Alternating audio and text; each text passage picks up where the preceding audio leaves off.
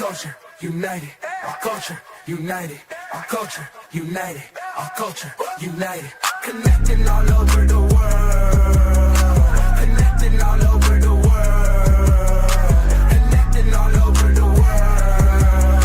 Connecting all over the world. Word up, mic check, check, check. You're tuned in live. Culture United Wednesdays. Culture United Wednesdays. I said to myself last month, I'm like, Justin, you were falling behind on Culture United. It shouldn't be this difficult. All you do is invite really awesome people to have discussions with really awesome people. It shouldn't be this difficult. And so I made it my mission. Actually, I started the year with this mission to do these more consistently because I think the discourse that comes out of these is very important, particularly now with what's happening in the culture. There are changes that we're seeing that are happening on the label side. There's a lot of changes that we're seeing that's happening on the media side. I think we're even seeing changes in the way that audiences and fan bases interact with each other. And so spaces like this, in my opinion, wherever they may be, are critical for us to come together and remember that hip hop is not only culture, but it's also community. And we have an opportunity to really contextualize what's going on. So now we're doing Culture United Wednesdays, every Wednesday at 5 o'clock. See you, Dub. See you Wednesdays. That actually kind of works. See you Wednesdays. Mm-hmm. I'm good for an earworm. And so this is the second one that we've done. We're 2 weeks in a row. I'm proud of myself. 1 second applause. And we have a phenomenal panel for you today. Joining us today, I've been wanting to get him on Culture United for a very long time. I'm a huge fan of his YouTube channel, huge fan of his think pieces, huge fan of his quarterback throwing 4 interceptions on Monday and helping me secure the victory in my fantasy football league. The one and only Lil Bill. 9 second applause.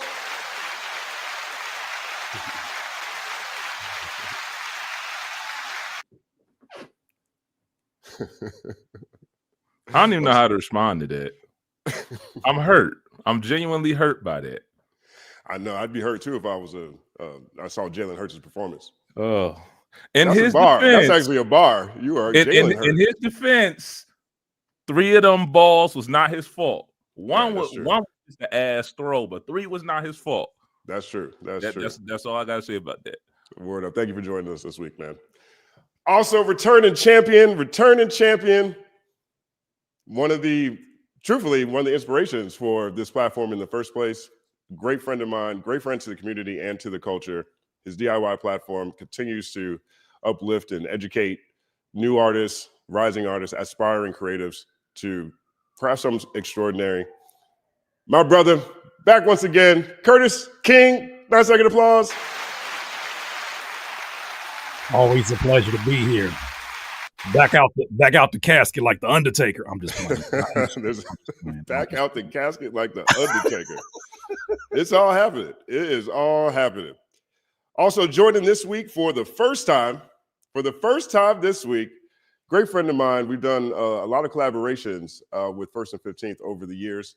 This is a multi-hyphenate creative known for project management and problem solving and creative in crisis situations. Everybody need a crisis manager. I used to say this all the time. I was like, I'm not sure if PR is actually really necessary all the time.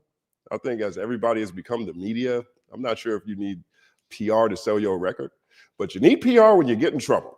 And El Janelle has a way of making whatever project you may have elevate to the level that you hope it rises to. She's a professional communicator. Lace Media is the name of her company.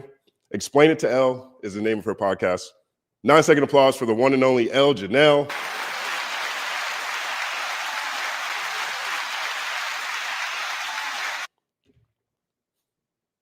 Thank you so much. I'm really happy to be here. I feel like I got that intro pretty accurate. I mean, come on, it's you. Of course you did. Like, okay, who would expect that? I'll take that. It's all happening. 1 second applause. Back again this week, 2 weeks in a row. Rising star, been going viral all year. And, I think for really great reasons. Calling out what others are afraid to call out. Calling it straight when the game looking crooked. I'm a big fan of her channel, Look at the Material podcast. And I'm a big fan of her conversation and commentary. The one and only BK is with us this week. 9 second applause. Hey.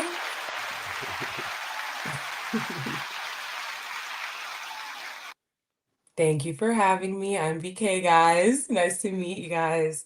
I've been watching a lot of y'all's content for a while, so it's nice to like meet you in the flesh virtually. Repping Shreveport, repping Louisiana, everywhere I go. So thanks for having me again. It was fun last time. Dope. I'm glad you're here. This is the second time, by the way, you haven't shouted out Dallas. Is that on purpose? I mean, I'm a transplant. I don't know.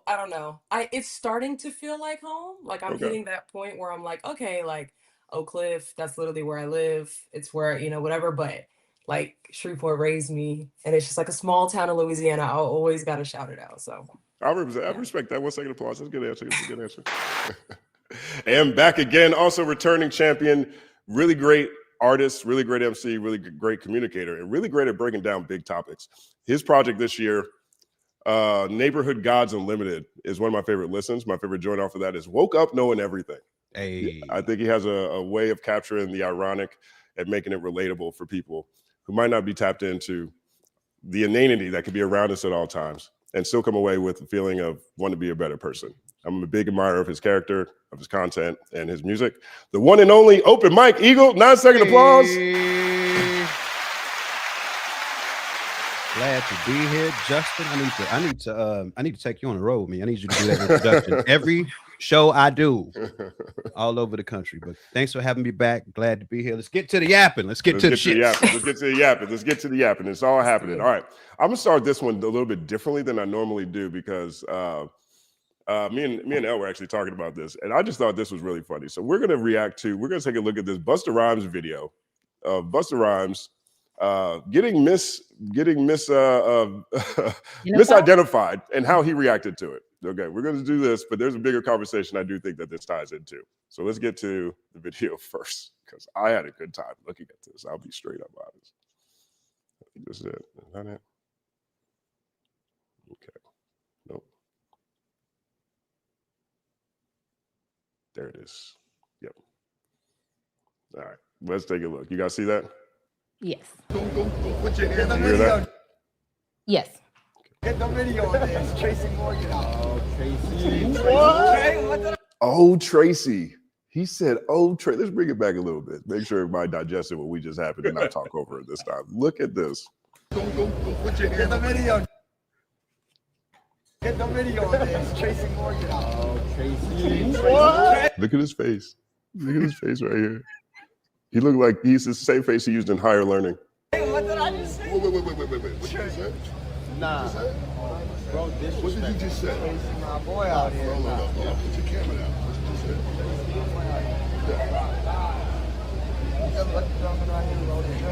Tracy Morgan.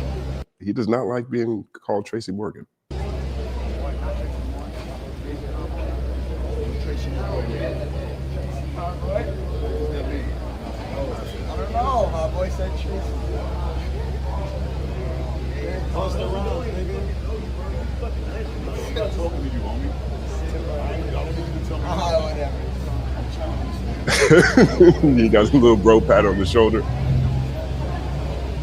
asking you a question. I ain't calling you out. And it's getting testy. It's getting testy. So Busta Rhymes has now been serious mode. That's the only way I can understand by asking questions.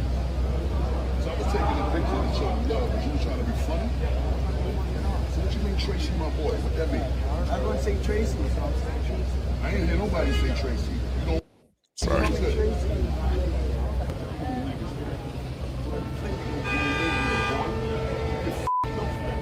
Play stupid either with your name.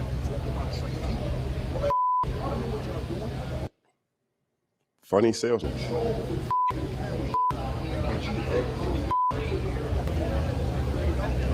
All right, and so that's the clip. Yo, what happened? Okay, and so that's the clip. All right, and I wasn't looking at the screen. Did you guys all see that? You guys all saw that, right? Okay, Yeah. That's the clip. Now, there's a few things that stand out to me. One, and this is no disrespect, but I'm not sure that that's that far off. Like Busta Rhymes and Tracy Morgan, Busta was literally wearing what Tracy used to wear on 30 Rock, right? And so if you're a kid coming up and you watch, reruns on streaming, I don't think that's that far off. And I'm not saying that disrespectfully, right? But two, and the main question is, Why is there the guy who wanted to take the picture didn't know who he was talking to. You know what I mean? like I can't tell you the last time I went up to take a picture with somebody that I thought was somebody else. Now, I'm not saying that this isn't a mistake that happens all the time or not, but I do think that people are now collecting pictures of celebrities like basketball cards, right? I think this is like people would rather go up and take a picture with some people and let other people know that they were someplace where someone famous was, I guess, more so than they are worried about who that person might actually be. And I think there's a conversation in here about where we are now in this nexus between clout culture and celebrity worship. Busta Rhymes is a celebrity, but this person didn't know who he was to worship him. He thought it was somebody totally different and wanted to take a picture with him, and still didn't know the person that he thought it was well enough to know it wasn't him. Lil Bill, what do you think? I see a couple people in the chat kind of already hit on it. That's why I'm not completely convinced that he wasn't doing it for the content, to keep it a buck, because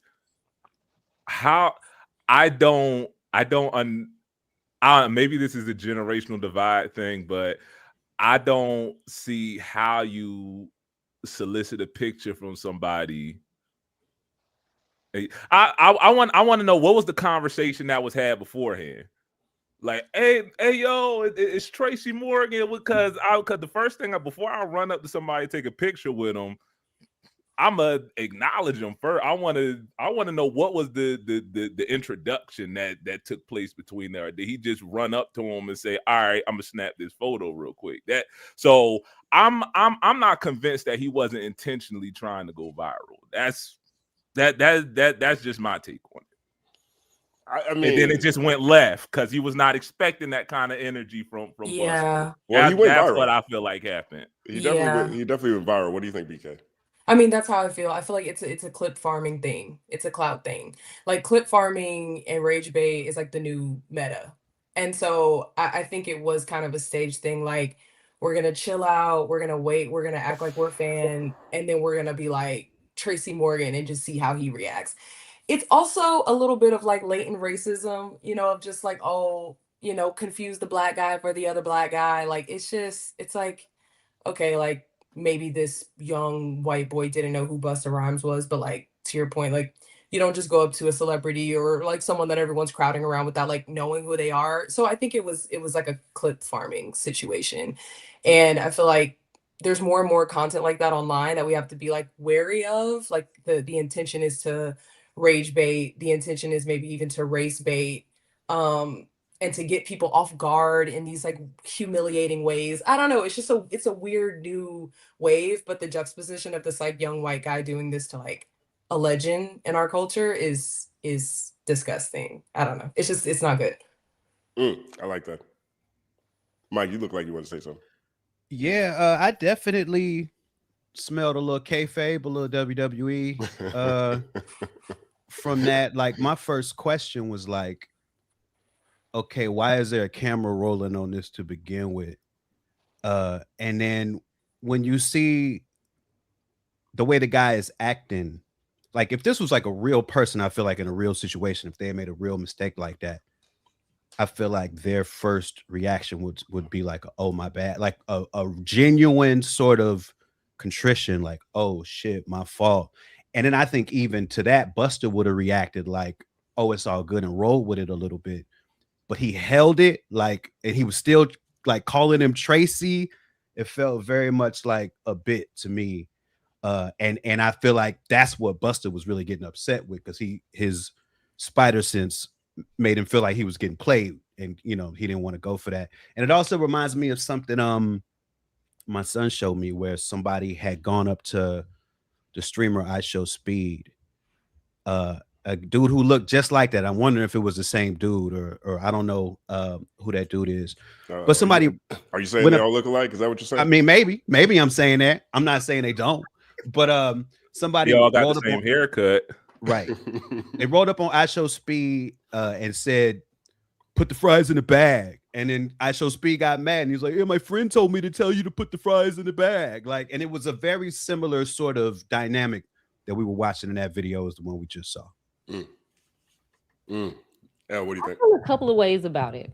I definitely lean more towards he was doing it on purpose to rage bait him. And it is some underlying like racism to that, because although I can see maybe a non-Black person thinking that confusing Tracy Morgan and Busta Rhymes, they do look a little alike. I guess I can see that, but I would definitely know the difference between Busta Rhymes and Tracy Morgan, especially if I was a fan. Like if you're a super fan or a big fan of Tracy Morgan, then you would know that this is not Tracy Morgan. So I do kind of see the underlying racism in there, but I also think it's another type of racism where I feel like sometimes people that's not Black cannot tell us apart. And that's frustrating to me equally, because it's like, you can tell that he's somebody famous probably because how everybody is acting around him. It's probably people taking pictures around him and all of this that gives you a signal, oh, this must be somebody famous. And then you're just rushing to go, like you said, get a picture like a baseball card. Like, for example, right? I was at the complex when they did the versus battle with Cash Money and No Limit, right? And so I'm all excited. First of all, them kids didn't know nothing about that. So I was already like frustrated, like, why are y'all here? Y'all don't even understand what was going on. Like, it's like 3 kids sitting on the floor. That shit annoyed me, right? But so this guy came out and the kids were like rushing to take a picture with him. They took the picture. They was all excited. And this one like young dude that I was standing next to was like, I can't believe this girl got in my way. I almost had a picture with Dr. Dre. And I'm like, what the I'm like, nigga, that is Big Boy.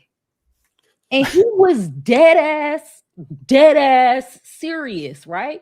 And so it fucked me up. Like, I ain't gonna lie, like, that annoyed me so bad.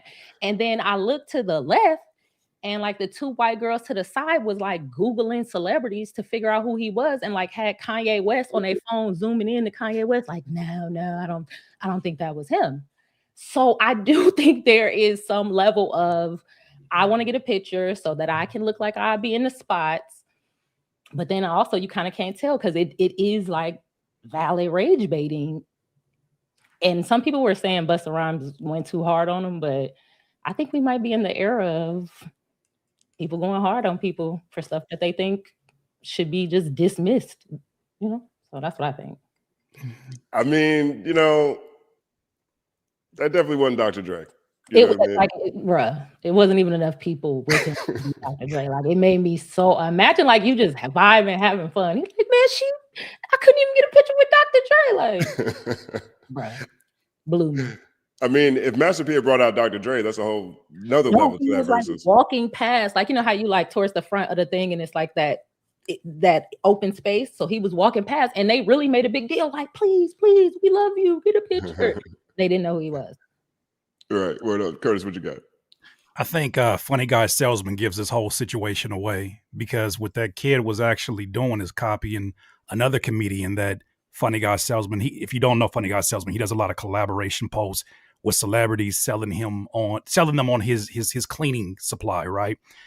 He hangs out with another comedian named Gerald Houston, who has been making a history of walking up and hugging celebrities. I think he hugged Rajon Rondo and called him Chris Paul. Like, he's known for this whole stick.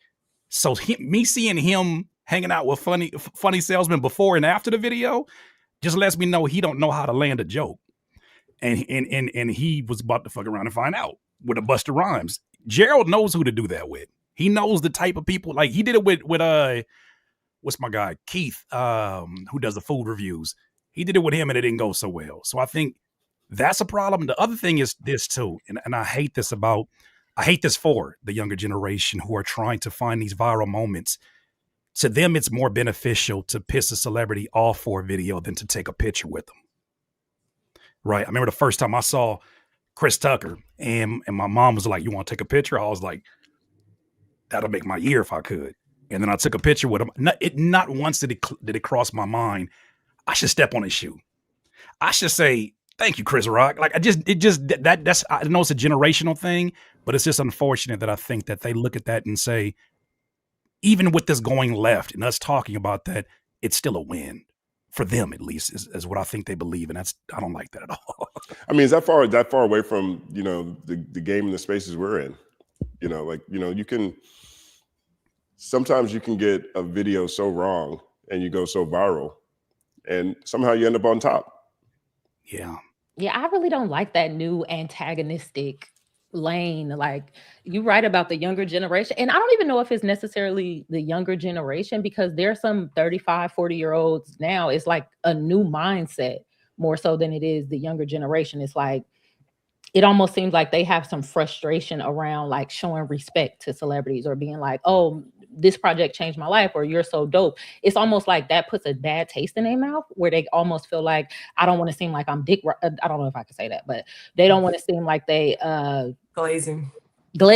See, even that. See that? I hate that word. That word make the back I of my hate it ears. too. I know what I was about to say though, right? Yeah. So they don't want to make it seem like they're glazing. So instead, they do the opposite. Like, they don't care and they'll disrespect them, and then that's what's supposed to make them powerful. I don't like that. I can understand how maybe some celebrities, the head got so big, pause, but I don't know. I don't know that I like that. And the same thing with content, where it's like, I want to make the content that frustrates you so that I can get a reaction. Like, people literally do that. I'm going to get it so wrong about you that you're going to jump in and comment. And it's hard to kind of weigh that idea of get it how you live, because there's a lot of hustles where it's like, hey, sometimes I have to do something that could be deemed immoral or unethical to get it how I live, versus having some respect for the people that you're eating off of. So it's an interesting question. I think honestly, this is just where we've been headed for a while. Like, this is troll culture and clout culture coming together. This is the same way people used to troll on Twitter. They troll in Instagram comments. It's just that in video form. It's not surprising at all, and it's just this awful direction we've been headed in for a decade now, I feel like. And also, like, the algorithms reward it. Like, people are making bank rage baiting on X right now. I mean, like, the blue check, the bots, all that. Like, it's rewarded by the algorithm, which gets you more money. So it's like the incentive structure is there, especially in like late stage capitalism, where everyone is like one paycheck away from being broke. So can I ask a question? Yeah. Okay.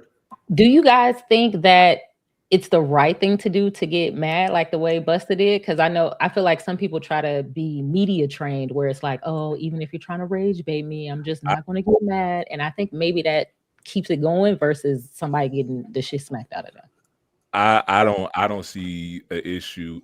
This might be a hot take, but I feel like we need more Busters, honestly, because I feel like what we see is a combination of, one, the fact that don't nobody go outside anymore. So nobody, especially, you got a generation of people that has been socialized, if not entirely, then primarily online. So they don't know what it's like to get punched in the face for talking sideways. I'm not necessarily advocating for violence. Are you sure? I'm just saying they don't know what real world consequences look like. You know what I mean?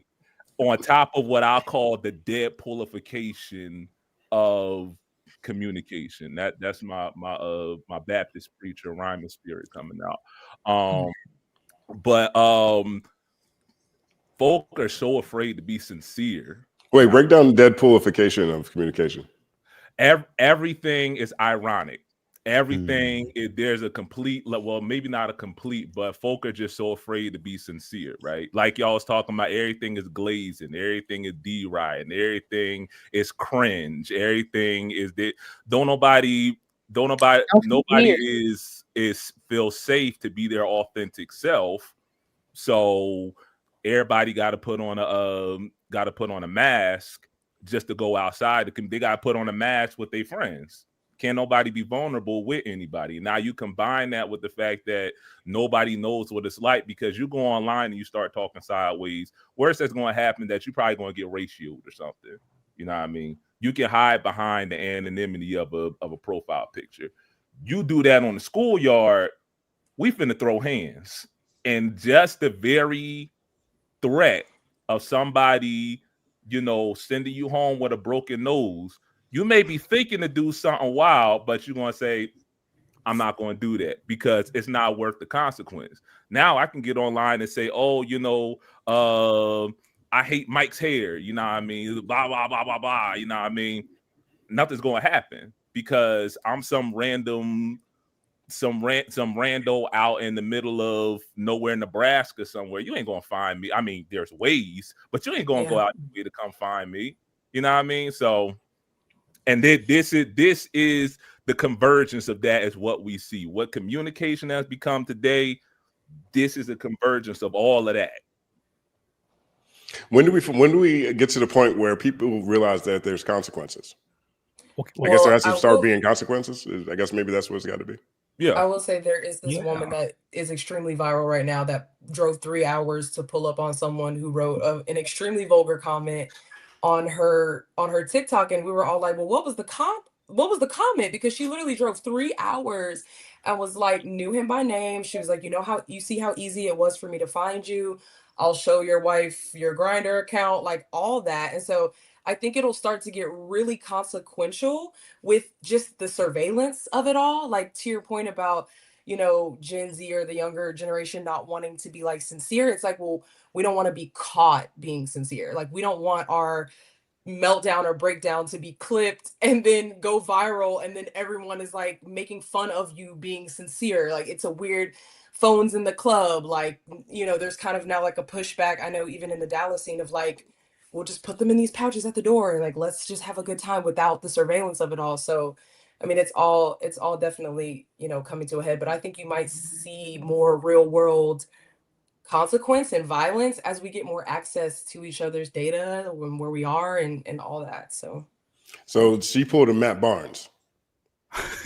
Or that astronaut lady. Remember that astronaut lady? She drove across the country in a diaper to go do something to somebody. I forgot what it was. Oh, yeah, that part was the crazy part too. Yeah, I remember that. I don't know though, because I feel like if Busta would have let's say Busta would have slapped the shit out of him, right? He would have sued. Yeah, it would have been a whole spectacle around it. There would have been more people trolling him. He would have. Do you think in some ways he would have became more of a target because he got him to react? Definitely. But at the same time, the scariest part about this to me is that the little boy still got rewarded. Yes, he did. I feel like this conversation takes him from being another kid making content to, oh, you're that kid that did that to Busta Rhymes. Facts. But the other side of that is that probably won't happen to Busta Rhymes again, though. And I feel like that's what you kind of have to evaluate his response by too. He sort of drew a boundary, like I'm not the one to play with. So, the next it'll have to be somebody else next time. It won't be him again. Everybody got to do that. Everybody got to make sure that you let people know where your line is up front. And Busta Rhymes actually did that twice that night. There was another situation earlier with the cameraman who said "Stay black," and Busta was, I think maybe it was coming. I don't know which one happened first or second, but Busta was letting that person know too. He was having a bad day. Yeah. It must have been second. It must have been his second. mood clearly changed in front of our eyes. Yeah, he did look really happy. Like he looked happy. Like he was having a good time. He said it. Like you've seen his face drop. Like what? I wonder how Tracy Morgan feels. I still think they look alike. They do look alike. I think they look a whole lot alike. But I don't think they look indistinguishable. Right. Well, I mean, definitely. They don't look like twins. But they look alike. They're from the same tribe, for sure. They dress alike. I'm a fan of both of them. You gonna tell Busta Rhymes he looked like Tracy Morgan when you see him? Nope. Absolutely not. I would be like, hey. I might say, yo, Bus, is that the same sweater that Tracy was wearing in the other picture? Wow. I might say that. You a wild man for that one. Don't worry, Justin. I'm right there behind you. That's a joke. That was a joke. I'm not gonna do that. I do it. But I do look at this because I looked at this too, and it reminded me of this time that I went to the wine shop that was near my house, and I saw Laurence Fishbourne, and Laurence Fishbourne lived up in the hills a few blocks away from me, and he was in there, and I was like, "Oh man, it's Laurence Fishbourne." I'm a big fan, so I walked up to him. I said, "Hey, how's it going, man? I'm Justin Hunt. You mind if we take a picture together?" And he said, "Nah, nigga." And it just caught me off guard, something crazy. You know what I mean? I was working at Hip Hop DA. I had a good job. I was dressed well. I wasn't like on some stand. I was just trying to get a picture with Laurence Fishbourne. You know, now sometimes people don't even want to do it. And he had that like that Furious Styles like eye going on. You know what I mean? It was like Boys in the Hood. And so I was like, all right, I got my wine and I left. But sometimes that happens too. You know, people don't want to take pictures. Should have told him that's why all your songs sound the same. People are like, what? That happened to me before too with Shaka Khan. That was Shaka? What happened with Shaka? I don't want to say it, but every time I even hear Shaka Khan name, I just be like, that damn Shaka Khan. She was like one of the first famous people I ever saw. I was in Chicago. We were in some high rise, and it was like, I think I was doing, I don't even remember what I was doing, but went to the cafeteria, and she's in the line. And, you know, now that I'm older, I'm like, she was probably hot and hungry now that I think about it. But I was just so excited, like, oh my God, you're Shaka Khan. And I don't think I asked for a picture. I think I wanted to talk to her or something. And she was just like, no, no. Like very dismissive. And I that was really impactful to me, where it's like, Can I ask a question? And this is really talking like an extension of that. For all the bad that trolling brings, is there another side of this where it does bring a bit of humility to moments like that? Where people have had stories like that, where you even hear chameleonaires say Michael Jordan was like, you want to take a picture with me with all these women in here? You want to take a picture with me? Like that has happened pretty frequently. I wonder, just in the general, the zoomed out point of view of things, is that something that kind of balances that more so that, you know, celebrities are looking like, do I really want to flex on this person like that and end up being another moment because of my behavior as opposed to them trolling? You know, personally, I think I agree with Mike on this. I think that there's going to be somebody who sees Busta Rhymes and says he's not the one to be played with, right? And I think that perhaps that works the other way too. You know what I mean? I think like there might be some kid who says, yeah, I don't even want to get into this, you know, or troll farming game in the first place. You know, I might not be as lucky as this last guy was. I might actually get knocked out. You know what I'm saying? And so, but BK got a point. People are broke. And if you turn on your camera and do your thing effectively enough, you get rewarded for it. I don't know, what do you think, BK? Yeah, it's all just weird, and it's a bubble that's gonna pop. It's like ripping apart the social fabric, the social contract of just norms and things like that. Like it's dehumanizing on both fronts, because this person has to make a fool out of themselves to like do this embarrassing thing to the celebrity, you know, whatever. Again, like we talk about it, it goes viral, they get money, whatever, they can pay whatever.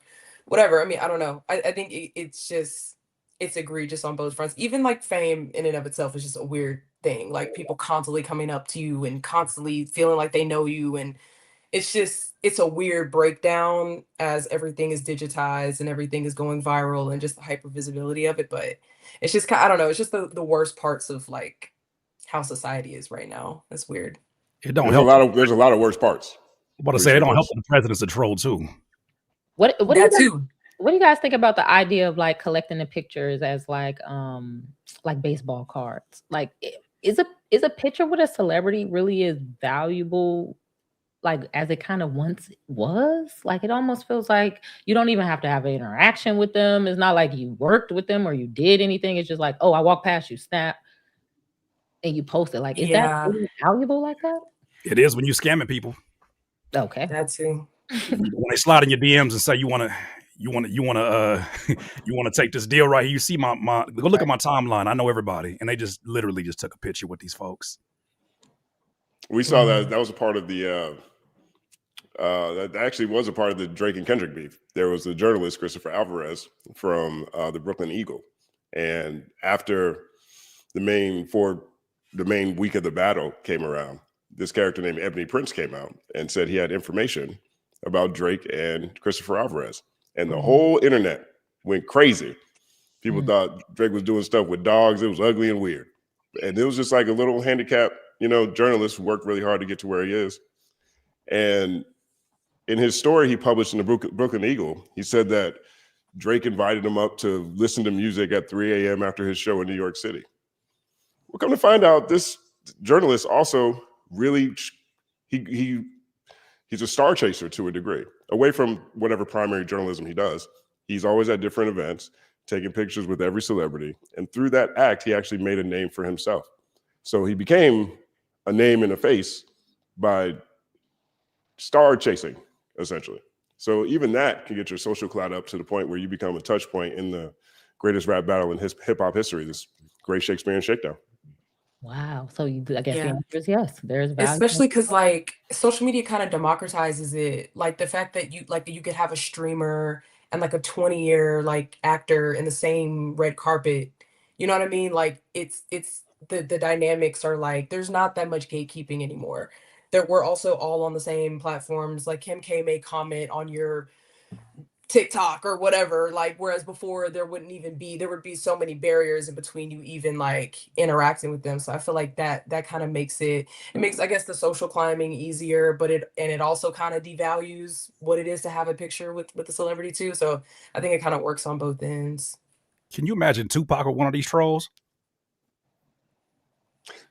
Could you imagine Tupac with a Twitter account, first of all? But second of all, can you imagine him being in Busta Rhymes' position? It's like, I think I know you. Tupac with a Twitter account. That's a visual. That's a Boy. Tupac with a Snapchat. That's a whole another universe. With a Snapchat.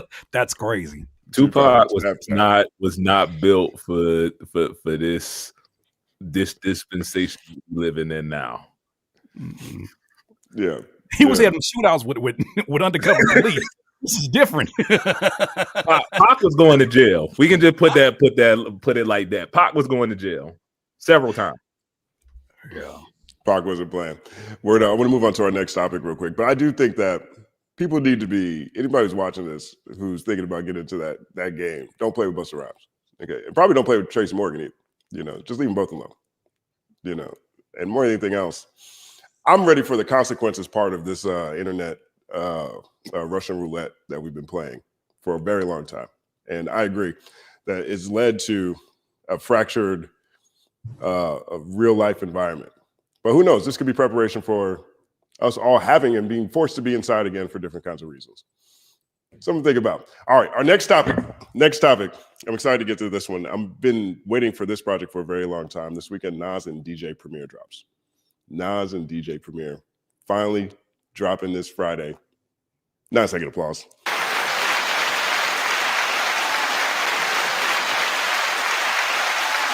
It's all happening.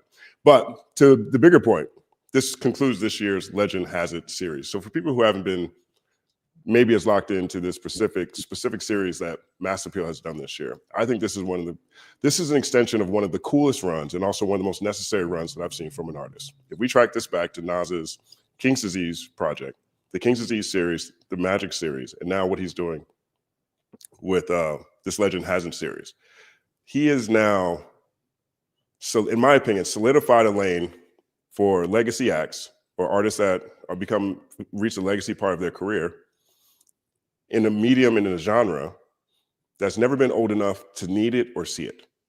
And this is very crucial. Let's take a look at this real fast. And I'll put this on the screen briefly.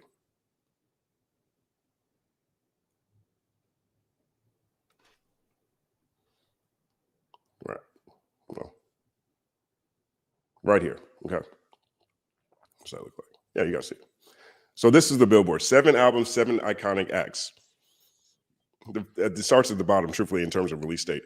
The Great Return of Slick Rick, Raekwon, Big L, De La Soul, Ghostface, Mobb Deep, Nas, and DJ Premier. All of these are legendary artists within hip hop. Particularly this Slick Rick, I think that was really helpful in defining what he means by Legend Has It series. All of them from New York. All of them either worked with him, around him, or inspired him. But this has been a major story in hip hop this year. We're in a space where I'm not sure virality. Maybe that's not the way to say it. We're in a space now where everything is about moments, and I'm not sure if people really get a chance to see or appreciate real activations like this. And so we got these 7 projects this year, and the De La Soul one is one of my absolute favorites. People really love the Mobb Deep album. Big L, the Big L fans finally got a chance to hear at least a fully complete produced Big L project, even if it used most of some of his older lyrics. You got the Slick Rick project, which is so crazy. I never thought I was going to get another Slick Rick project at all. And it came out really well. And then you've got Ray and Ghostface. Now, again, like I said, Nas won his Grammy with King's Disease and has been pushing the margins for legacy acts. And in my opinion, extending life cycles and careers in the process. How important is this Legend Has It series? And to each of you, in your opinion, was this a successful endeavor? I would like to start by saying yes. It was definitely successful. You made it easy when you added that question to the end. I think kind of going back to what you said about moments, I don't think that virality matters the way it used to. I think hip hop is creeping back to this space where it's like, this is a special club that maybe you don't know where it is, and maybe it's only 50 or 100 people in this club, but we're popping in this club. It don't have to be the club where it's 500 people standing outside and it's this big fight to get in, because there's a level of dilution that has to go with that. Like, for it to be the biggest thing that everybody loves and all of that, you have to dilute it a little bit so that the average casual listener enjoys it.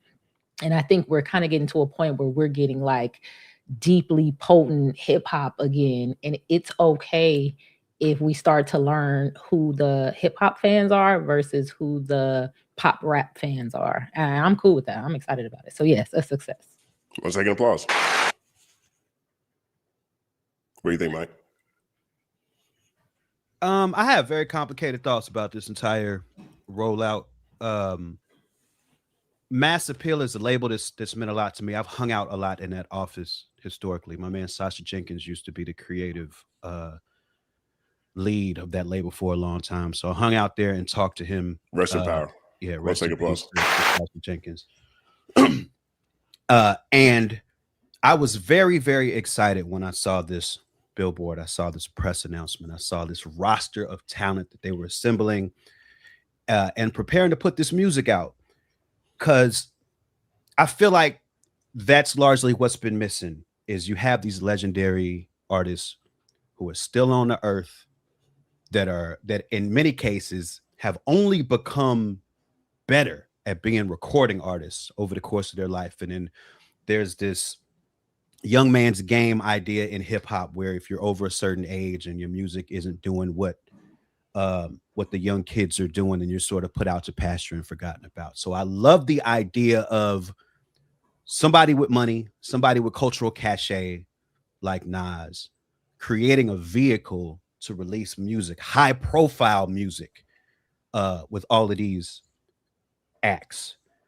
But what it did when I saw this announcement is it sort of set me up with expectations about what could happen.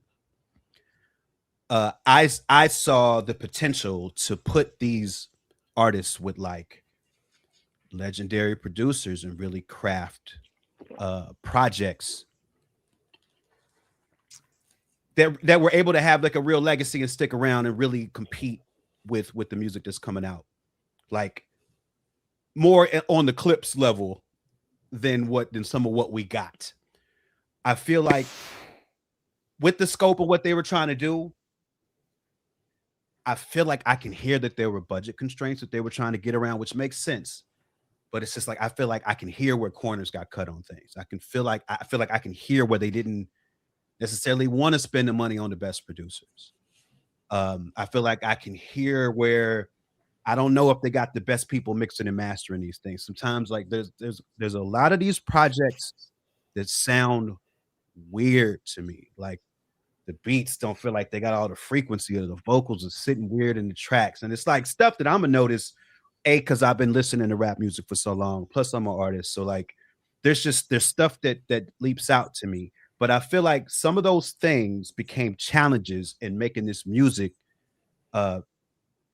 putting it in a position to be as potent as it could be, or as it should be. Like I want stuff like this to happen. I do feel like it was successful in putting these artists back in the conversation. And the De La album, yes, the De La album is everything I needed it to be, for sure. To be the project that's dealing with a loss of that magnitude from one of its members, and you're sort of hearing them pick the pieces up and put it all on display. I just feel like they left a lot on the table. And if they did something like this again, it's like there's things that I'd want them to address. But it's just coming from a place of like, I want this to be the career injection that it should be for these legends. I want them to be treated right. And I feel like they were given a platform, given a budget, but I just feel like there's some important things that they'd have to do to make it as tight as it could have been. I mean, I think that's. I look at this.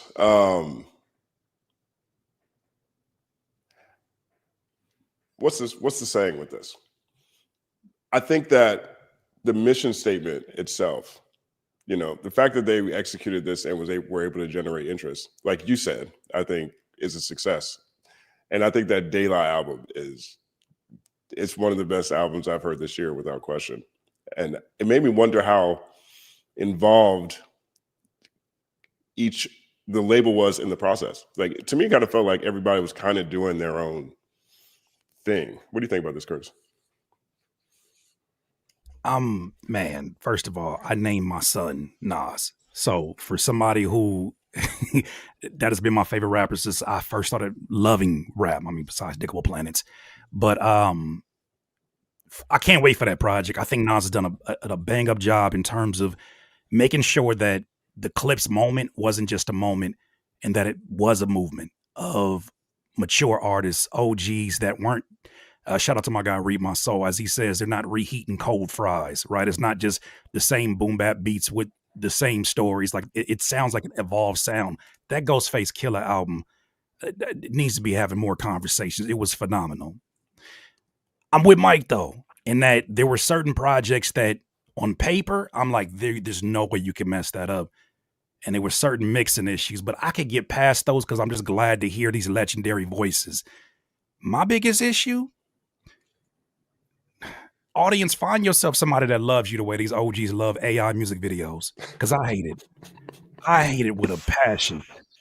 The inconsistency, I know the technology is still very new, but like the Ghostface Killer video, he don't even look like the same Ghostface Killer in two scenes back to back. It just, that's the part where I'm with Mike, and I'm like, how much of this kind of got mailed in or automated? And I'm like, we got to see our legends at their best. There will be a time 200 years in the future where they'll look back and they'll say, what were the voices representing of that time? And they'll go to the OGs. Thank God the music is phenomenal. But when they see this AI slop that a lot of them are adopting instead of showing their legendary faces, that'll be the only thing that could ruin this rollout for this Light Years album. I don't want to see no more AI music videos. And they were heavy on it. I don't know. I think that's hate. I guess we've reached our contentious point. I think that's hate. I think Nas's focus has been making sure that people who sometimes get left out to pasture, as you said, are getting paid. Like, he has that foundation. Like, he makes sure people get money. And I think he's attempting to do something so that these people have opportunities. And if there are budget constraints, I mean, I'm sure there are budget constraints when you're trying to do 7 projects, rolling them out in a year. So it sounds like y'all are kind of saying, oh, you only spend $5 million, you should have spent 10. And I think that's asking for a bit much. I think they put out what they were able to put out is dope. And people like us, or how I imagine we are, I think we're supposed to be kind of championing it and helping to bring it over the finish line so that the next year when they do the Legend Has It series next year, maybe there is more of a budget or something like that, instead of just being like, this is nice, this thing you try to do that bucks the system, that highlights people that are often forgotten, but next time add a little more green to it so that the color harmony can be better. And I'm also against this idea of no AI in music videos. I think if you will watch a movie with CGI, there's not much of a difference. I think it's the technological outlook. Like, if we stripped the technology from everything, I mean, what would we be doing right now? We would be sitting on a roof talking to each other, and everybody would have to stand outside and talk to us. I mean, you could think about that when it comes to productions. You can think about that when it comes to Fruity Loops. You can think about that when it comes to just like the software that we use to edit music videos or add any effect. Like, what if you had to like pick like actually every effect you had to do it for real? Some of those budgets you wouldn't be able to get. So I don't know. I don't think it looked like him in the video though. So I will agree with you on that. So maybe it's no AI on faces. Maybe we put the limit to that. But I don't agree with that. I'll say this. I do think there's a level of effort that goes. This is not a budgeting conversation for the visuals. You get a DSLR camera and just sit it on a tripod, and I'm happy to see that video overseeing Ghostface Killer's arm morph into a dolphin on accident, and it wasn't done purposely. It wasn't an artistic direction to do that. My thing is this: I hear you with the CGI, but I feel like AI right now, the way that they're currently using it, is objectively bad and inconsistent. It's not fluid in terms of the stories they're telling. I saw a Bone Thugs and Harmony video. I'm so glad to get this music. I'm grateful, but I don't mean I got to accept any AI slop that comes in front of me. I just think that a lot of it is melding it in when it's like there is a young film student that'll do a free video that I think will look exceptionally better than whatever Cody coded on that video. Well, let me ask you a question. Do you think that Busta and them liked the video though? Like, I'm not Busta, excuse me. I'm thinking about Tracy Morgan's sweater. Like, do you think that Ghostface liked the video when it was done? I think they do because they look like comic book characters, and that goes in line with the branding they've had consistently throughout. I just think that the technology, it's that recency bias. I just think that we don't understand how bad it looks. Some people do recognize it, but I think they don't understand how bad it looks, and so they see how good it looks in 2 years. I'm not anti-AI. I'm anti the unethical use of other people's skills and contributions. But when I look at the video, it's just, I look at that and I say, whoever they paid for that didn't do their job, because you can see the difference between somebody who's prompting with intention, with creativity, and not just copying and pasting prompts that they've had from other visuals. No, I totally agree with that. And I do think AI slop does exist. And I do think some of the hallucinations are crazy. But like you said, they were trying to do the comic book effect. Like, that is not the same budget of you just gonna sit in front of a camera and we're gonna add some special effects. Like, you would need an animator for that, or like a 3D designer, and that could take months to get done. So I do think AI in some way levels the playing field, but it's not the same thing as like, oh, now you don't have to know anything. Like, everybody has access to Fruity Loops. I have heard some terrible trash ass Fruity Loops beats, like terrible. So I don't think that you can put that on Fruity Loops. Like, oh, we're using Fruity Loops instead of having just like I heard somebody say, I saw somebody say on the thing, like, AI is taking jobs. I do think that's a recurring thing. And I know I know I'm not getting a Cash App for this because I know everybody hates this point, but and this is my fault. I'm sorry for bringing the AI up. It's fine. I think it's a recurring thing that happens with technological revolutions.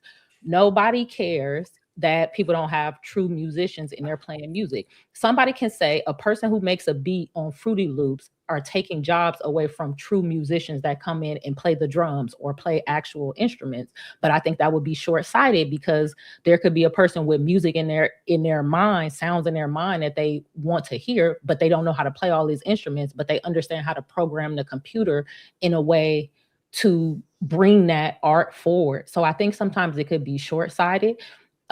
Maybe even some sort of hood ableist in a way, where it's like, oh, if you don't know how to play all those instruments, then you shouldn't have the sound, versus learning how to tweak a computer. And I think the same thing is true for AI. There's some creative AI. There's like my friend is an AI creator. He the dude who made BBL Drizzy. His videos that he makes and things like that, they are exquisite. He doesn't have a budget to go to Warner Brothers or go wherever. Should he not be allowed to make art? But so I just wanted to clarify that there is some slop. There is some laziness going on, and that shit is trash, just like any other lazy music video is trash. But there are some people who that leveled the playing field for them, and now they're able to create amazing dope shit. I think one thing is important, though, real quick, I want to say this one thing real quick, right back to you, Curse. BBL Drizzy might be the first AI classic. Something to think about. All right, Curse. That's hilarious because not a lot of the AI art has had a lot of stickability. If you notice, a lot of it are just these fleeting moments. I think there's some big differences though, just because I got to speak for my producer community who are going to be like, "You didn't say nothing when she said FL Studio specifically." I know you Um, should be. I'll say this: whenever a terrible producer makes a beat in FL Studio, there's not water getting damaged in Memphis when they do that. Mm. Whenever a producer sits and makes a beat from home, they're also not stealing from the ecosystem of everybody who contributed their art and got combed and stolen and then rebranded as the future of music. And he gave access to a guy who had no intentions to make music, but it was able to access the ethos without just access the universe of music without the permission of the people who spent 20 years, 10 years, 15 years being a DJ, being an engineer. So I think there's some things that, especially ethically speaking, just those comparisons to me is just a bit off. That's all I wanted to say on that. Bill, Mike, BK, you guys got something on this? Yeah, I mean, I I'll pause. there's a couple things. I think back to the Nas and the Legend series thing. I'm excited for the Nas and Premiere project because it's gonna be like my foray into Nas and DJ Premier. Like I am like Gen Z TM. And so like my interest in hip hop starts in the blog era. That's when I was like young and coming up and listening to Kendrick Cole, like everyone in between there. But like the Clips album and the movement that they started with like 50+ year old rappers that are like, yeah, no, this is not just a young man's sport. Like they got me. Like they completely bought me in. Like the luxury of the production, the music videos, the rollouts, the journalism, like all the world building around like I was sorting out brought me into that space. Especially because Andre 3000 went on this like big crusade about like I don't have anything to write about and this is not I don't have a perspective anymore. So Tomatoes. it is That's how I felt. it That's how I is felt when good to Andre went hear. on that tour. It was terrible. I'm sorry. Yeah, like Continue. I just it's had to good put that to on record. that was bad. Because I think LL dropped a great album. Like there's been like moments where I'm like, okay, I'm being like brought in and like I'm able to see like Justin, you mentioned like, okay, hip hop is like 50 some odd years old. Like it's a very like new genre. And so we're having like the new legends, like the first of our kind of these type of moments kind of thing. So I love not only memorializing these acts, but like showing their perspective so many years later. Like someone mentioned, it's not like reheating the same old things, but like they're writing new stories and new perspectives and the luxury of it all. So I love like being able to not be embarrassed to experience some of these like legacy acts for the first time, like just being a 98 baby. So I'm excited and I love like from a historical standpoint, like Curtis said, looking a centuries in the future, like when we look back on like what did our legends produce, like do we have proof of that? And I think that matters, whether it's like super luxe, super big budget or not. Even though I understand like the perspective of like, okay, we want to invest, we want to get we want to have like a bunch of let God sort of mouths, right? Like where it's just pure luxury, like pure luxury.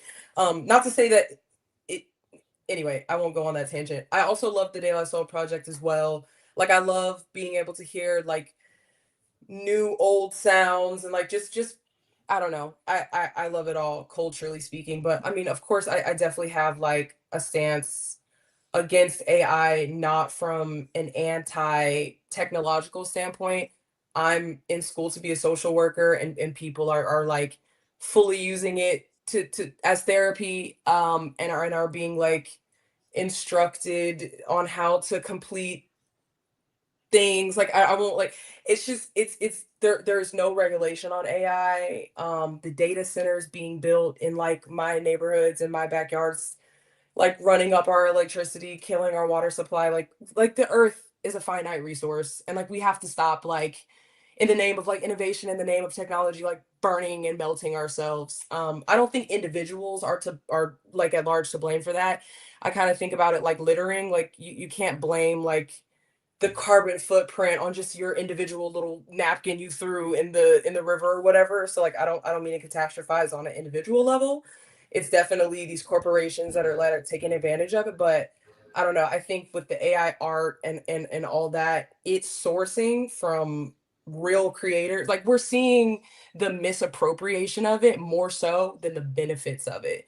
And I think that that conversation needs to be had. Like what are we sacrificing in the name of innovation, you know, and leveling the playing field. So I also think my last point, taking away the human experience of things, like getting in the mud and like just doing things, like not everybody has access to, like, you know, being classically trained at Juilliard or whatever, but even just like getting on the piano in your church or wherever the case may be, like there is something to say about like AI taking the human element of like making things.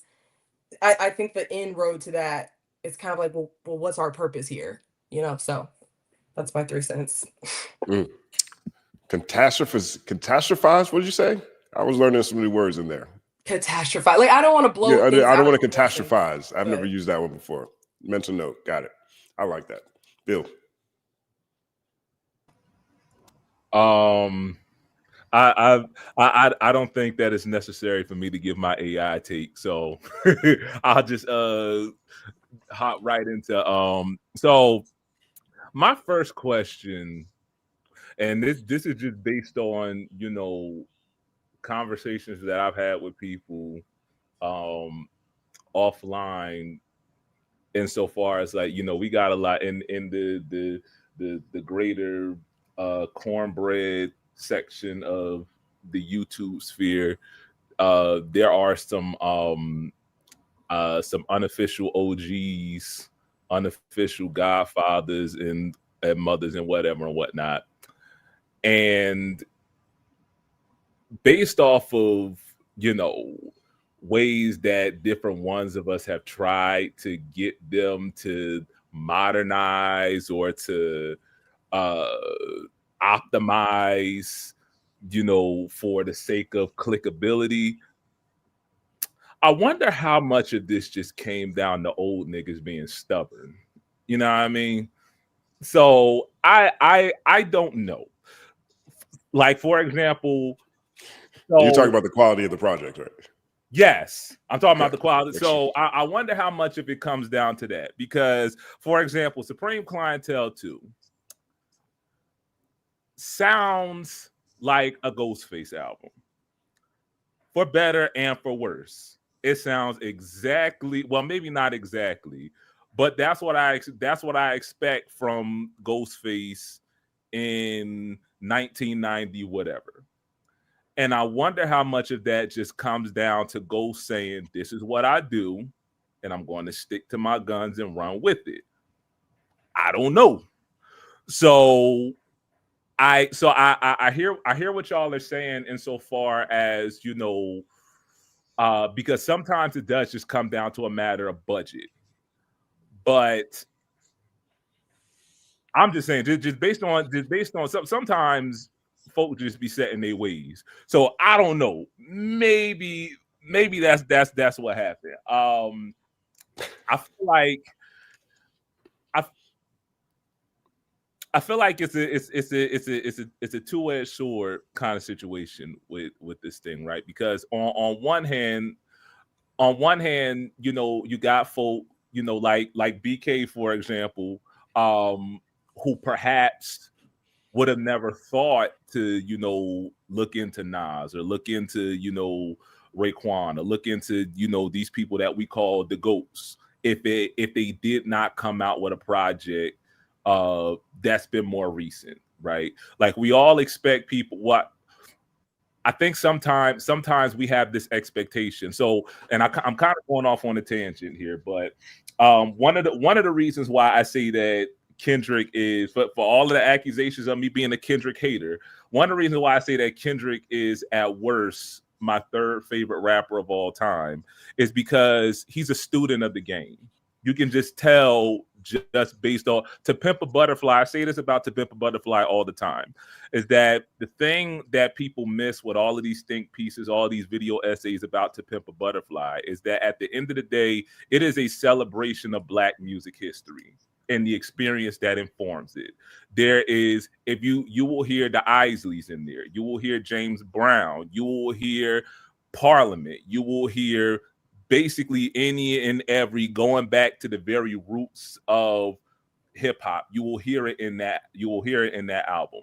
And I think a lot of times our expectation, or at least like, I guess my age, like 30s and younger, we expect folk to, you know, dig deep, you know, in the crates and pull the vinyl out and be like, oh, okay, so this is what sampled that, and that's what sampled this and all that. And folk are not going to do that all the time. So it creates a platform now for people to discover that era and discover, you know, why these folk are luminaries, and they can hear the DNA. You know what I mean? A lot of the people that I talk to, honestly, they're not listening to, you know, the latest Lil Durk clone or whoever the case may be. They're listening to, you know, Mick Jenkins and who, just naming people off the top of my head, Mike, and all of these other ones that are more in line with, you know, the Kendricks and Jizz and Coles and whatever and whatnot. And you can hear the DNA of those folk in Illmatic. You can hear the DNA of those folk in Only Built for Cuban Links. You can hear the DNA in, you know, I know a bunch of young cats that got turned on the Lord willing because of Let God Sort Them Out. Had never even thought to pick up that album. So it's beneficial in that way. And shout out to Professor Sky. Professor Sky has said something along this line in the chat. I caught it. I don't personally recall a genre where we've seen anything like this, where somebody has taken it upon themselves to say, you know, let me introduce you to the classics. It's always been, historically, it's always been a revolt against the old guard. You know what I mean? The 60s, you know, hard rock music, they was revolting against, you know, Elvis and them. The 70s, punk rock comes out, they're revolting against, you know, they said, oh, y'all want to play 10-minute long guitar solos? We're going to play 30-second songs and have 20-minute concerts and bang it out. That's going to be it. You circle back around in the 80s, now everything is glam. Come to the 90s, now we rebelling against that. Y'all want to wear makeup, so we just going to look as dirty and grungy as possible. You know what I mean? It's always been a revolt. And I think especially, you know, especially for a genre that is arguably the last explicitly black coded genre, it's important that we have not just To Pimp a Butterfly, but we have a platform for the people who influence that. It's important that we not just have, we gotta have, it's not enough. It's not enough to just have a one mic clone. It's not enough for us to just have Man in the Garden. Go back and listen to why he did that. You know what I mean? It's not enough for us to just, you know, have Kendrick, you know, emulating Pac's flow. You know what I mean? Go listen to Pac and listen to where he got that from. You know what I mean? So I think it's important in that end, but it also, going back to what I was saying earlier about, you know, the Mikes and the Mick Jenkinses and the McKinley Dixons and all of those and whatever and whatnot, then it brings back this conversation about, oh, you know, the old folks is running hip hop. I don't like that argument. I disagree with it for a number of different. I feel like the older artists are the most prominent right now. They're having a moment, but I think it's a disservice to the more lyrically inclined younger artists that have been around for a minute that may not have been getting the attention that Clips got earlier this year because of how historic that rollout was. Let's not forget that all of the money and all the energy that was put into making that album into the biggest thing this year. So that's the two-edged sword for me, is that I'm cautiously optimistic because I want folk to hear Only Built for Cuban Links, right? But I don't want folk to hear hear Raekwon and say, "Oh well, I don't gotta mess with none of them new folks because, you know, the old folks got it." You know what I mean? Hip hop is dead again. We had that conversation. Hip hop is dying because all the good rappers is 40 plus. That's why I'm afraid we might go. I mean, I'm probably less afraid of that happening now more than I've ever been, or at least in a very long time. You know, especially coming out of this lost generation. You know, shout out to Read My Soul. He's the first person I saw do a piece that really breaks that down. But you look at the number of lives lost with artists who are right near entering their prime. We've never seen. I don't think we've seen that in any genre ever. You know, you go through Young Dolph, Nipsey Hussle, Mac Miller, Juice WRLD. You go through Pop Smoke, XXX Tentacion. Like all these guys were like right about to be that guy. Yeah. You know, that's a lot at one point in time. So there is an adjustment, or at least a loss of massive amount of interest, massive amount of talent, you know, from the generations behind us. So there's a gap, right? There's us from the blog era, and then there's all the young boy fans who just put on quarter zips, right? Everything in the middle, there's holes in that, right? But I do look downstream and I see so many different lyricists that have now actually made a name for themselves, that are now on the cuffs, like the Kai Cashes, the Chris Patricks, the Marco Pluses. You know what I'm saying? Like all these guys are like right there. This is perfect time for them. Because again, like I can't remember who said it in the beginning, I do agree with the idea. I think it might have been you, Al. I do agree with the idea that we're at that place now where the mainstream attention, or the rap industry itself, feels like it's sucked all the milk out the teat and it's moving on the country. Okay, so right, I'm with it. You know what I'm saying? I have a lot of industry friends. I know there's an industry perspective around this, because there is a human cost to it. There are lives lost. There are really good people who work in these buildings. There are really good people who have these clients. There are really good people who, you know, do serve in other aspects other than just being the artists, who are affected when the budgets dry up. I understand that, and I think that is the human cost. But you know, we all have to be prepared for reinvention. We all have to be prepared to move into what the next phase is going to require, right? That's why, like on my channel, for example, I don't know if I've done a truly negative AI piece, right? I did a piece 2 years ago when F and Mecca came out, and I was like, oh, this is like Gem and the Holograms. This is like, you know what I'm saying, Alvin and Chipmunks and them. You know, it's different. It's totally different. But on the front serving portion of it, I can see kids are going to be fans of this thing because kids were fans of cartoons who do this thing, even though there's people behind it, right? I understand that part is different. It's economically different, environmentally different. But you get to that point, and you're like, okay, well, that's going to be it.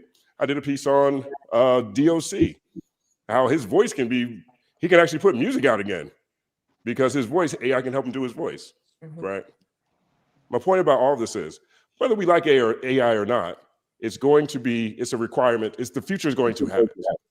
So how to navigate it at this point, to me, is a necessary conversation. Just like when we're talking about, is hip hop dying, or are young people falling off? No, I think that hip hop is actually in a fresher place because of some of the artists that I just named. And it's clearing out some of the noise and the conversations away from it. But if we're really doing the math on it, regardless of if it's budgets or not, I still think that there is an imagination gap that needs to close. That's still closing. How about that? That's still closing between. Wait, can you say more? What do you mean? Tell me a little bit more about what you mean by the imagination gap.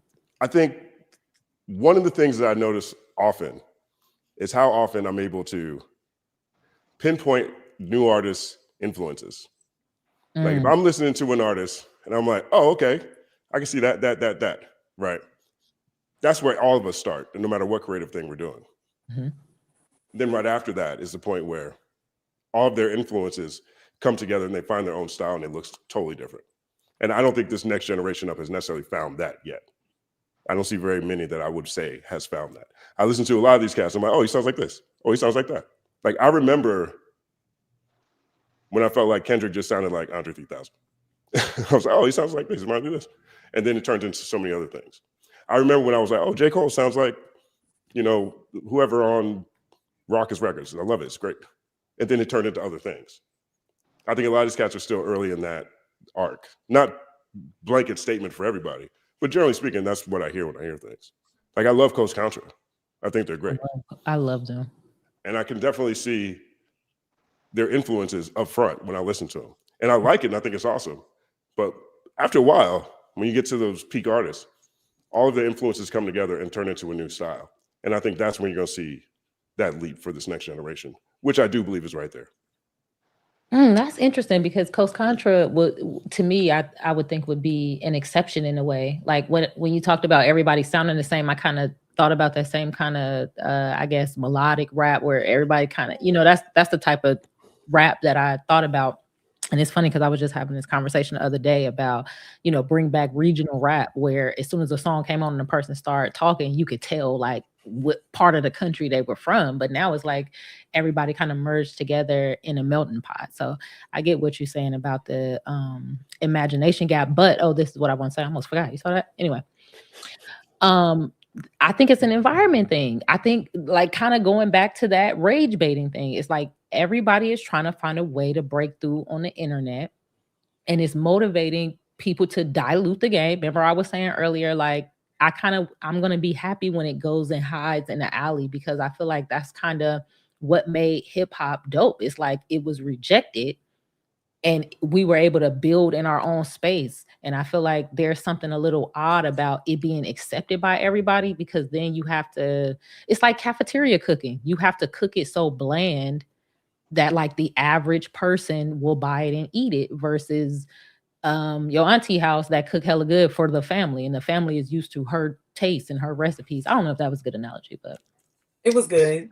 Thank you. I also feel like just to briefly touch back on AI, like that issue is going to get worse. Like if AI is referential to what's already out there, and we already see people like Baby Chief do it, being like, oh yeah, like I just had ChatGPT write this song for me. I put in a couple bars and it finished it for me.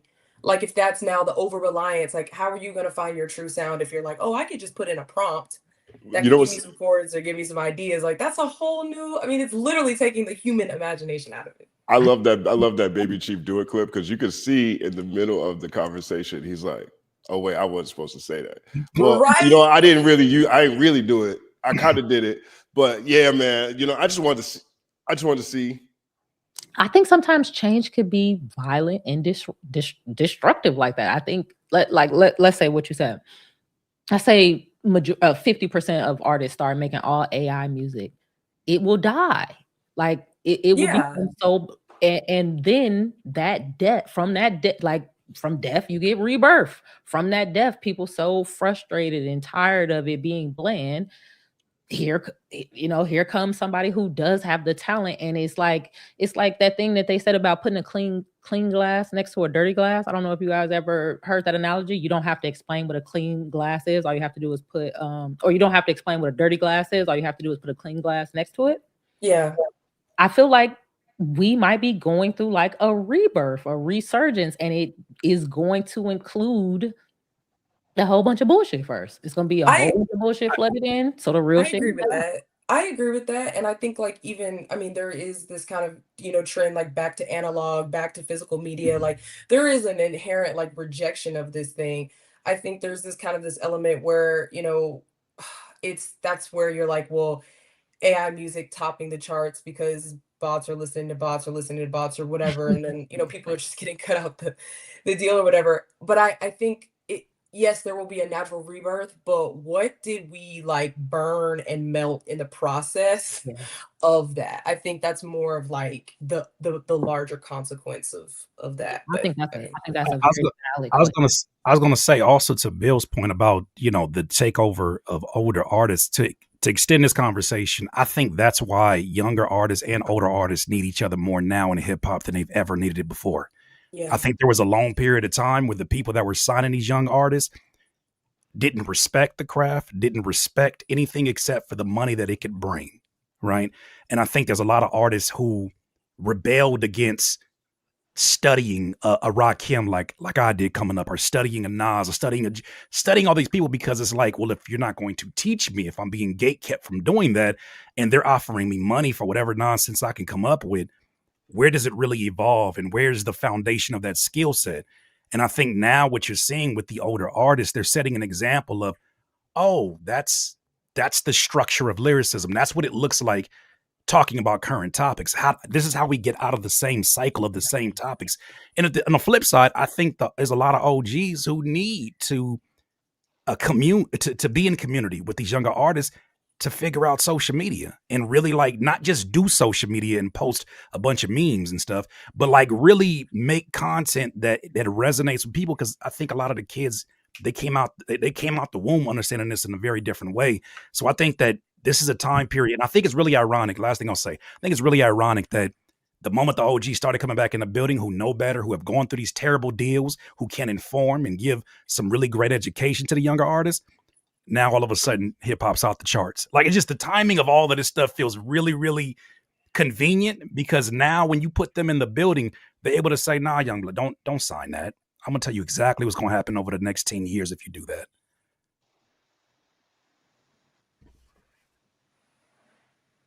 I agree. Yeah, I mean, I think, well, one, I play a lot of chess, right?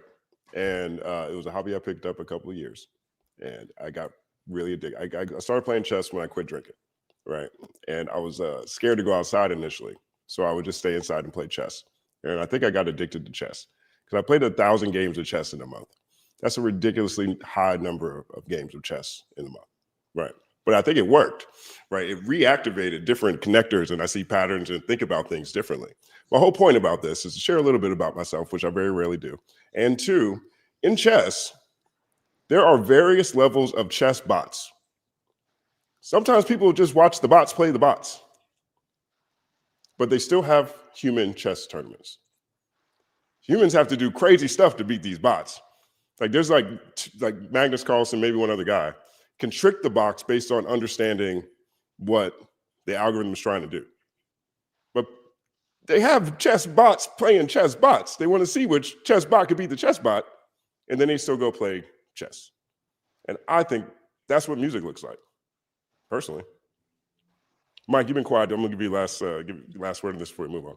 Yeah, I mean, there's a lot being said right now, and I'm running it all through my nervous system, and I'm like, damn. I think an important question that I'm asking myself in this, and I feel like it's an important question that we as people have to ask, because I feel like a lot of this is just like the natural sort of trajectory of capitalism as it intersects with technology, for one, right? Like, because with AI, because there are a lot of similarities to other technologies, other trajectories of technology.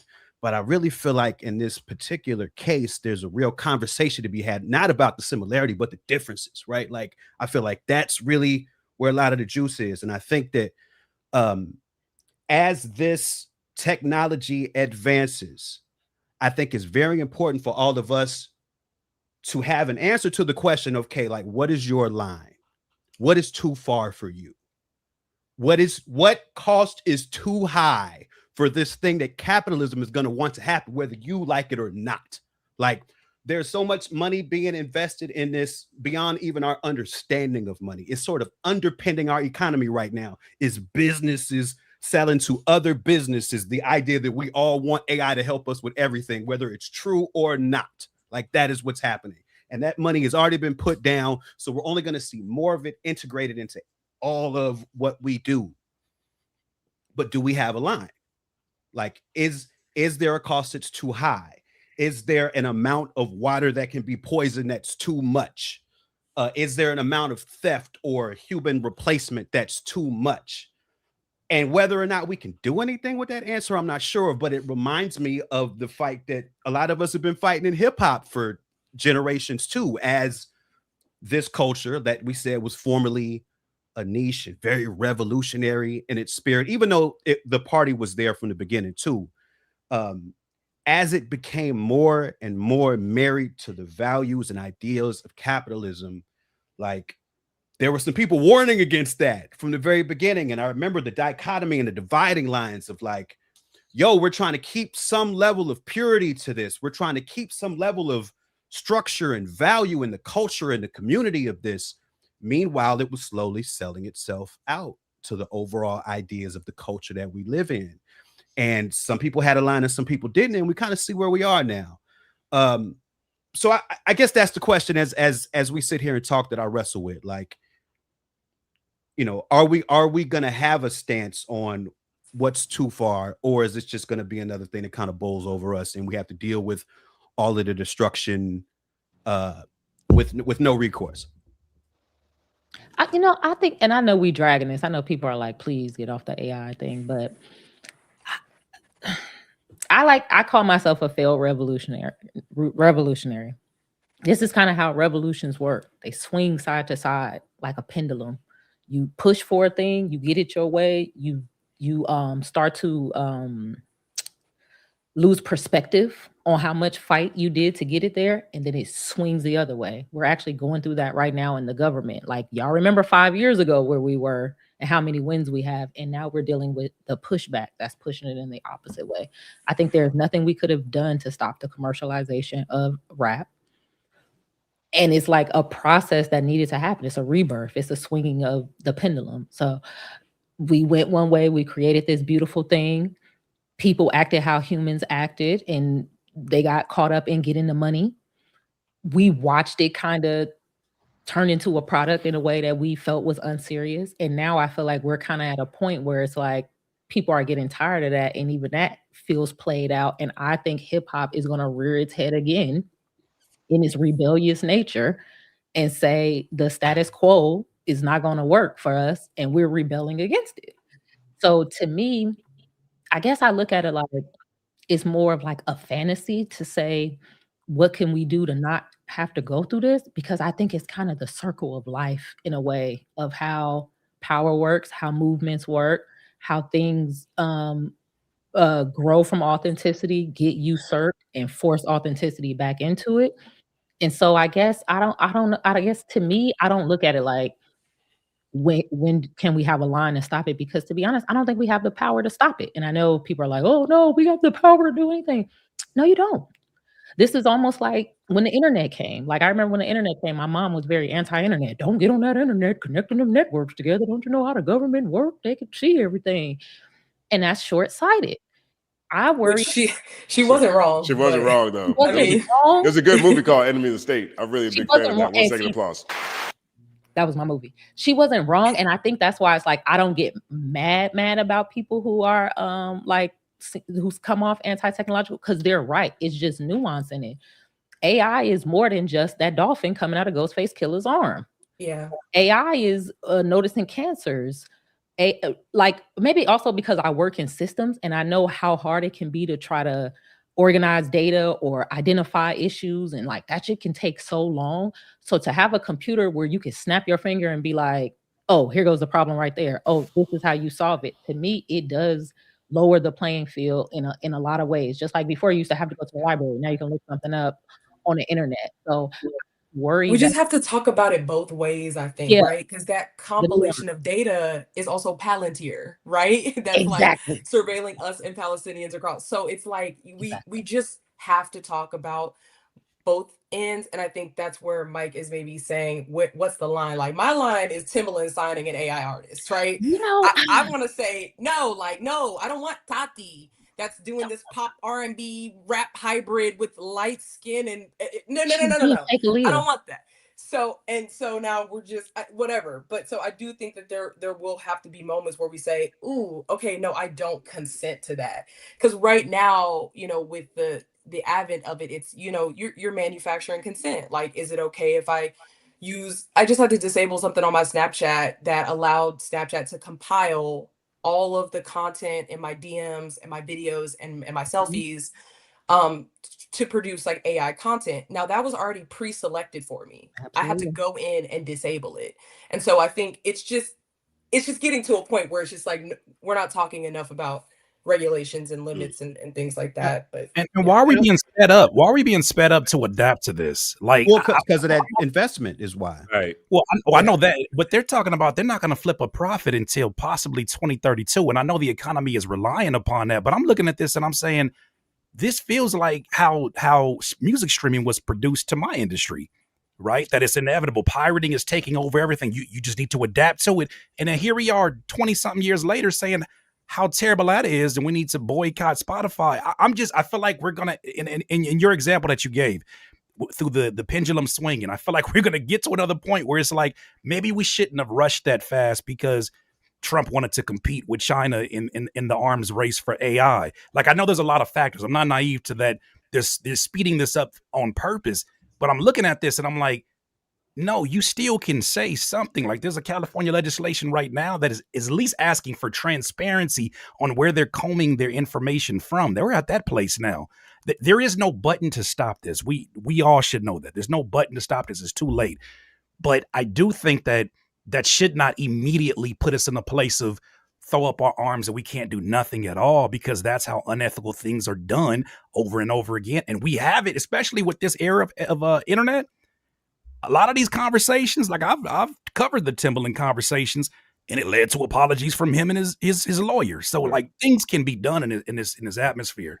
I think we should ask Jack. I think we should ask Chat GPT about it. I think she probably push for it. But I just want to say one thing, because I do think the point that Elder's bringing up about creation and destruction is valid. Those are the cycles that we live through. But I think that, like, and it's the reason why I get really passionate about these type of conversations. And it's because of that experience that I've seen or lived through with hip hop. It's like, I feel like throughout that creation and destruction cycle, it's very important to do what we can to like maintain a North Star, because these things get erased real fast. Like, we live in an information age right now where shit gets disappeared real quick. I mean, it's just very important to know what direction we want to keep an eye on. And I think that's part of what these conversations are too. It's like, just we know what direction we want things to go in, and we know what we want to feel. We know what we want to maintain, maintain a presence in this world as so much ephemeral stuff gets swept to the wayside. So I think, our values that we want to hold on to come out of these conversations. I want to just interject real quick. I know we're trying to move off of the AI thing. I think that, and I'm gonna try to. I talk like an old man from the South. I'm trying to fix that, but I think that explaining it along the way is part of the process. I think the line is already there, but I'll tell you what the line is. The line is that we have AI artists on the Billboard chart. The question is, how do we react to that? Because if I could put my tinfoil hat on for a second, this is where this is going to go. Is they're not going to need the young artists to imitate Lil Durk no more. Billboard is going to make an AI artist of their own that nobody knows about through a third party. We probably, because I know we're going to get onto another, and this is another tinfoil hat when it comes to Spotify. Spotify will create their own artists that'll go up the Billboard chart to the point that they're effectively paying themselves. So where does the human artist enter into this conversation? It's removing the middleman for the sake of maximizing as much profit as you possibly can. So the question then becomes, all right, so how do we react to, do we normalize a completely AI artist on the charts, or do we respond to it in kind? Because if we respond to it in a manner that says, all right, this ain't it, the corpos don't have a choice but to respond to it for no other reason, then they're going to lose money. That's simply what all these folks speak in one language, and that's dollars.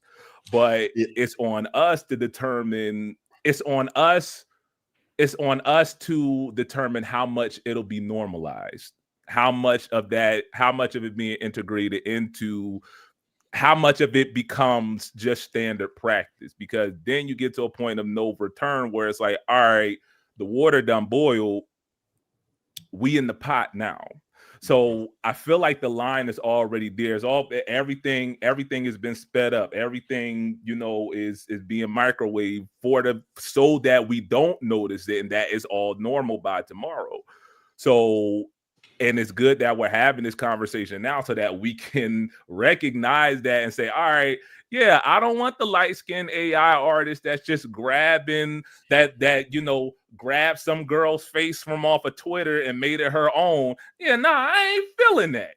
Or else we're going to wake up tomorrow and who's going to be number one, making all the money. Here come the AI robot accepting their Grammy. That's what tomorrow looks like. Unless we say we ain't having it today. So that's what I think can be done right now. Call your senators, call your Congress people, tell them to pass some AI legislation. Otherwise, tell them to make sure they got put, this was made by AI on the wrapper.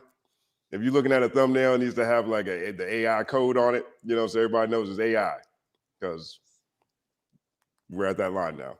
1 second pause. That was a really good conversation. I want to read this quote real quick before we move on to the next topic. In the current climate, this is from Zone Fanfic.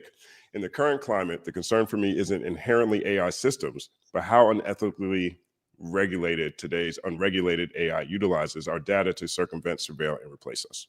Trump has prohibited states from regulating AI. And I'm right there with Zone Fanfic, right? That is something that has to evolve, because we're not going to be able to free market our way out of this. It's not going to happen. Can I just say one more thing? I know you want to move on. Just one more thing. So let's move on.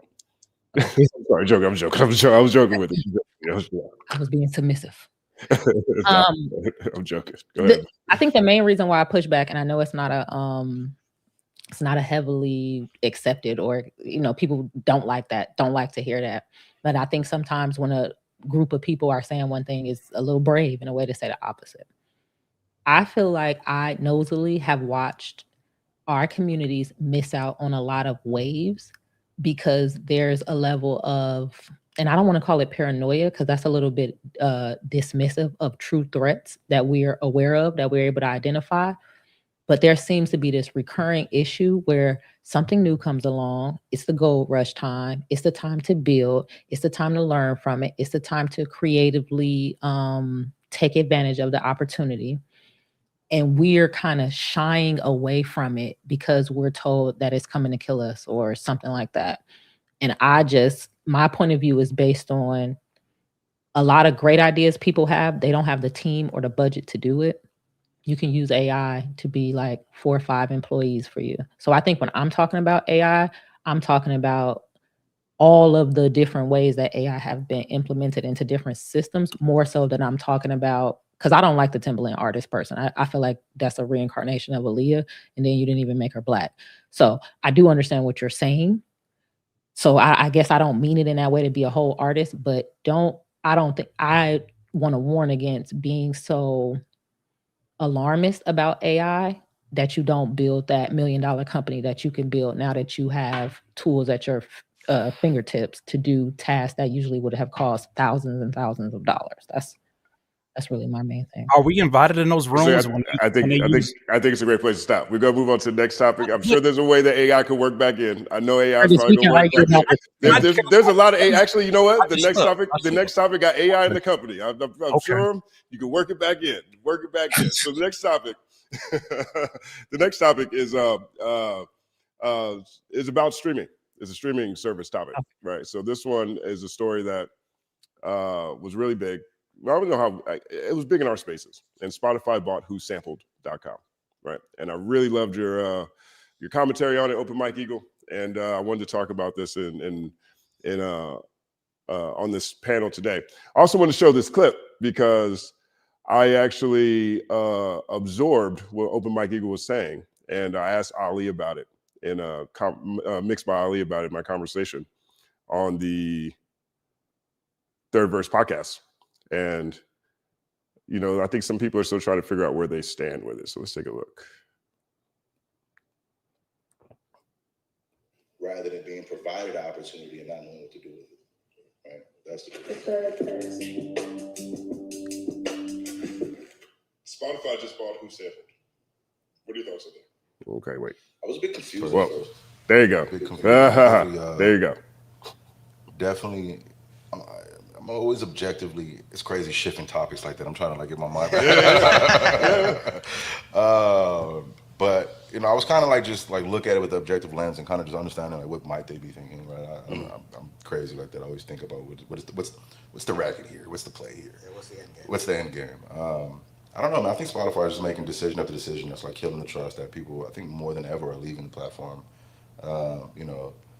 The things that, just Egg has done with, the investments outside of the business with already, creators not getting paid for, it's just, you know, again, it's time. It's time for a change, right? So I think WhoSampled, you know, although, you know, great for the company, you know, who developed that. Being the startup founder, I know what it is to build, right? And I know the blood, sweat, and tears that it takes, and you know, getting to the point of acquisition is a big fucking deal. So shout out to you guys. But you know, it's gonna be interesting to see on how that's going to continue to hurt creatives. So that was Mixed by Ali's take on that. That is the Third Verse podcast, new podcast on launch today. Today's the launch day. Big shout out to launch today, to the Third Verse podcast. 1 second applause. Myself, Stat Quo, and DJ More Millie. I'll put a link in the description if you want to check it out. But Open Mike Eagle, I loved his video on this, because I think what Mike does really well is make regular people who may not really know much about WhoSampled.com and what Spotify just bought. I don't think they really understand what that is. And so, Mike, can you give your analogy and example of what WhoSampled.com is and what Spotify just bought and how it'll affect artists and everyone else? What seemed to resonate with people most is when I called it the largest catalog of user-generated crime reporting that we've ever seen, because it's basically a website that is built on people identifying samples and songs and associating the sampled song with the hip hop song or whatever other genre song that uses the sample, and having that all be publicly displayed in a very, very, very deep database at this point. And I think a lot of people enjoy that act of, oh, I found it, and oh, let me put it here, and it becomes a thing that people can discover and take deep dives down when they're listening to albums and going back and peeping the original song. And I see that that's a very fun thing for people to do, and that's why they've been able to get all this free labor for all these years of people doing all of this sample snitching anyway. And I say sample snitching specifically because a lot of what I talked about too was informing people the difference between documenting what the cleared samples in a song or project is, like the things that would be if you bought an album and opened the liner notes and it had all of these extra writers on it because it sampled a Commodore song from 1972 or something. That's something that artist and that record label licensed and cleared as a sample. So they're reporting that in the documents around the music. People recognizing a sample and putting it in a database that may or may not be cleared is sample snitching. That's a whole different thing, because the use of that sample without clearing it is technically a crime. So now Spotify has bought this information, and in their press release about it, they talk about all these new ways that they want to be able to integrate that into how you can navigate around Spotify, which means they're going to put all of this information on public display in a way that's going to be a fucking field day for litigators. They're going to wake up every day, drink coffee and eat cereal and rub their hands together like baby, looking at the list of people that they can sue today. And that's what's happening in a nutshell. I'm sorry, did you think that was good or bad? I think it's awful, but that's because I'm a person who's been making underground hip hop for 15 years. So, you know, I also have to contend with the fact that my sampling crimes will be on display, and that my own work will be searchable in a way that before that happened wasn't really a concern. Wait, I know you're not saying that you're stealing from artists in the way that they say. Yeah, I'm saying I stole from artists in the hip hop sense. Yes, I guilty as charged. God, it's riveting. Yeah. So I sense that you're thinking about it in the AI sense and how they train their art on other. Is that where you're going? Kinda, and I'm sorry that I'm using you as a it's okay. but I think people are being. I told you we're gonna get back to AI. I told you. I'm sorry, it was right there. It was like it was right there. Okay, alley-oop indeed. It was alley-oop indeed. But sorry, I just wanted to know if you agreed or disagreed. I can see reasons to agree and disagree. Like, let's say somebody was stealing your song. I can see that. that so like when I asked, I really legitimately didn't know I if you think were saying like this is great because now a bunch of artists who have been stolen from will now be compensated. But you're actually saying no, leave us alone while we're being creative with other people's art, because that's kind of like again, but again, for me, it's a line, right? And that's why like some sampling is whack to me, because it's very easy to tell if you just took something and looped it and rapped over it and didn't try to chop it up, didn't try to reverse it, didn't try to hide or do anything creative to it. You just stole somebody's shit and rapped over it. Well, then that's a different application of the theft, which to me should be treated different. But the thing that's interesting to me was that it's like petty theft. Sorry, I'm just something. You're right, something like that. But the thing that's interesting to me is that since now very powerful corporations are interested in this theft, they want to change the laws around it.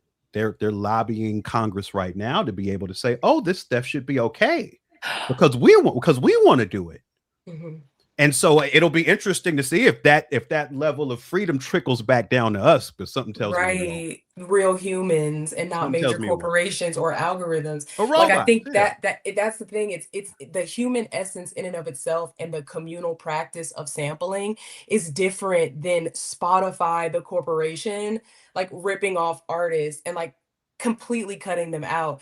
Like I think that there's cases where like you pay homage to artists that made work generations before you, and you remix it and you chop it, and you may not have the money to get it cleared, but you made a beautiful work of art out of it. And there's this kind of human element of music exchange, and there likely won't be.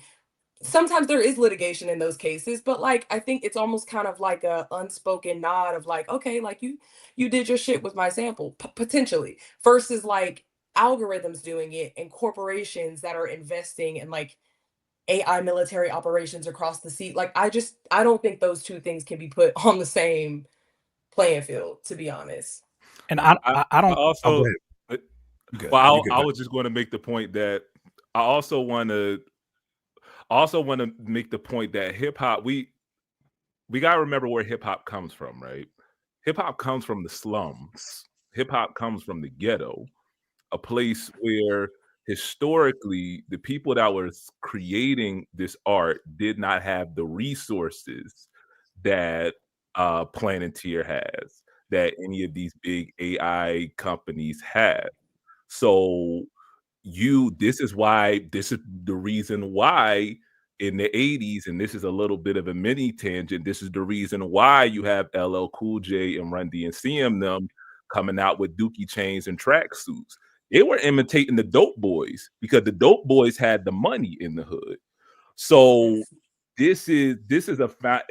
As much as we try to, it gets back into this conversation about hip hop circling back, and we talk about hip hop healing itself and hip hop back to root. Well, hip hop's roots is the slums.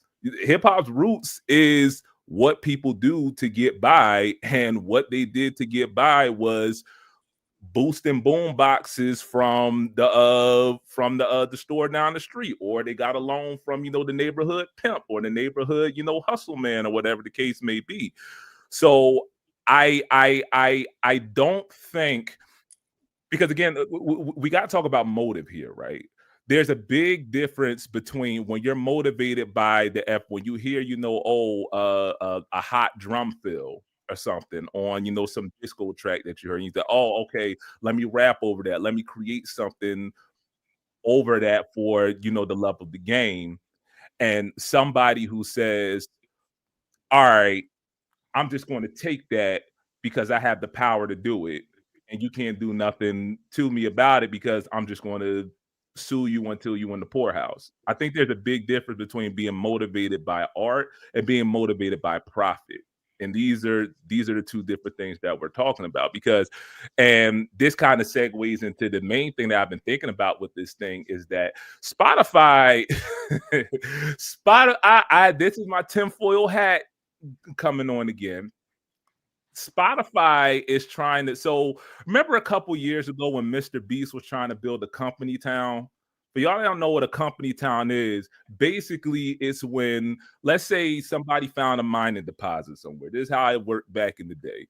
The mining company comes in, they build the houses, they build the general store, they build a whole little town around that mining thing. So you don't ever got a reason to leave the joint. You know what I mean? Sometimes they'll even pay you with company money that you cannot use. You go into town, you cannot use that money.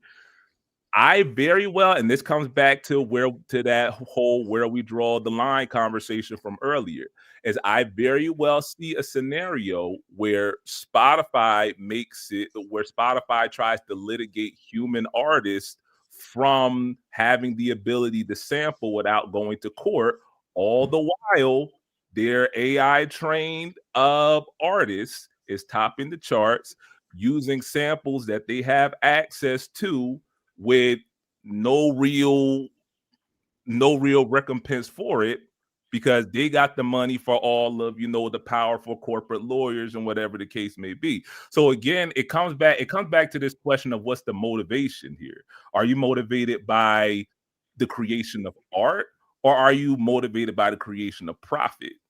These are two different things that are happening when we're talking about an individual artist that is, using somebody's work with less than legal means, that might not even have the money behind it to get out of that one little pocket, that one little corner of people that are listening to it.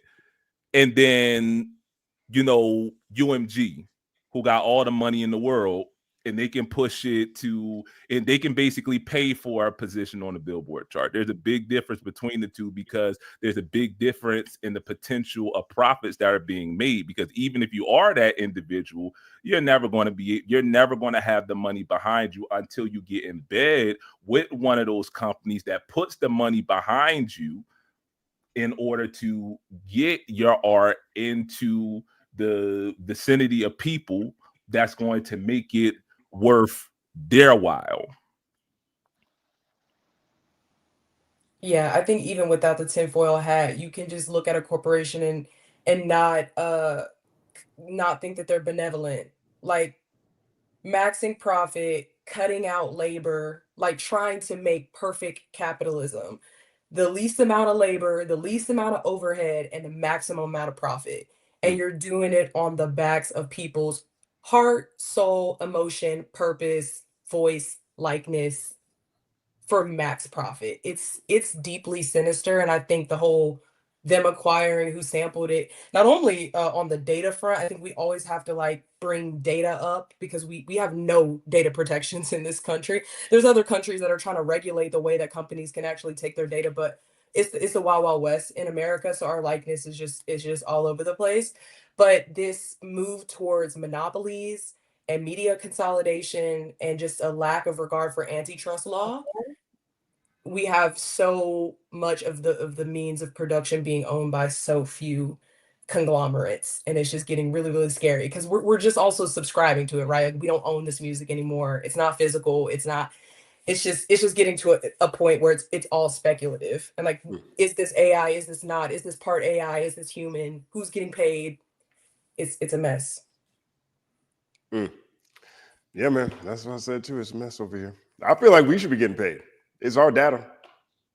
Me too. I mean, they're using us to make their stuff. I feel like it should go the other way. It works in Alaska. I mean, it's not AI, but they get paid for the oil deposits they live on top of.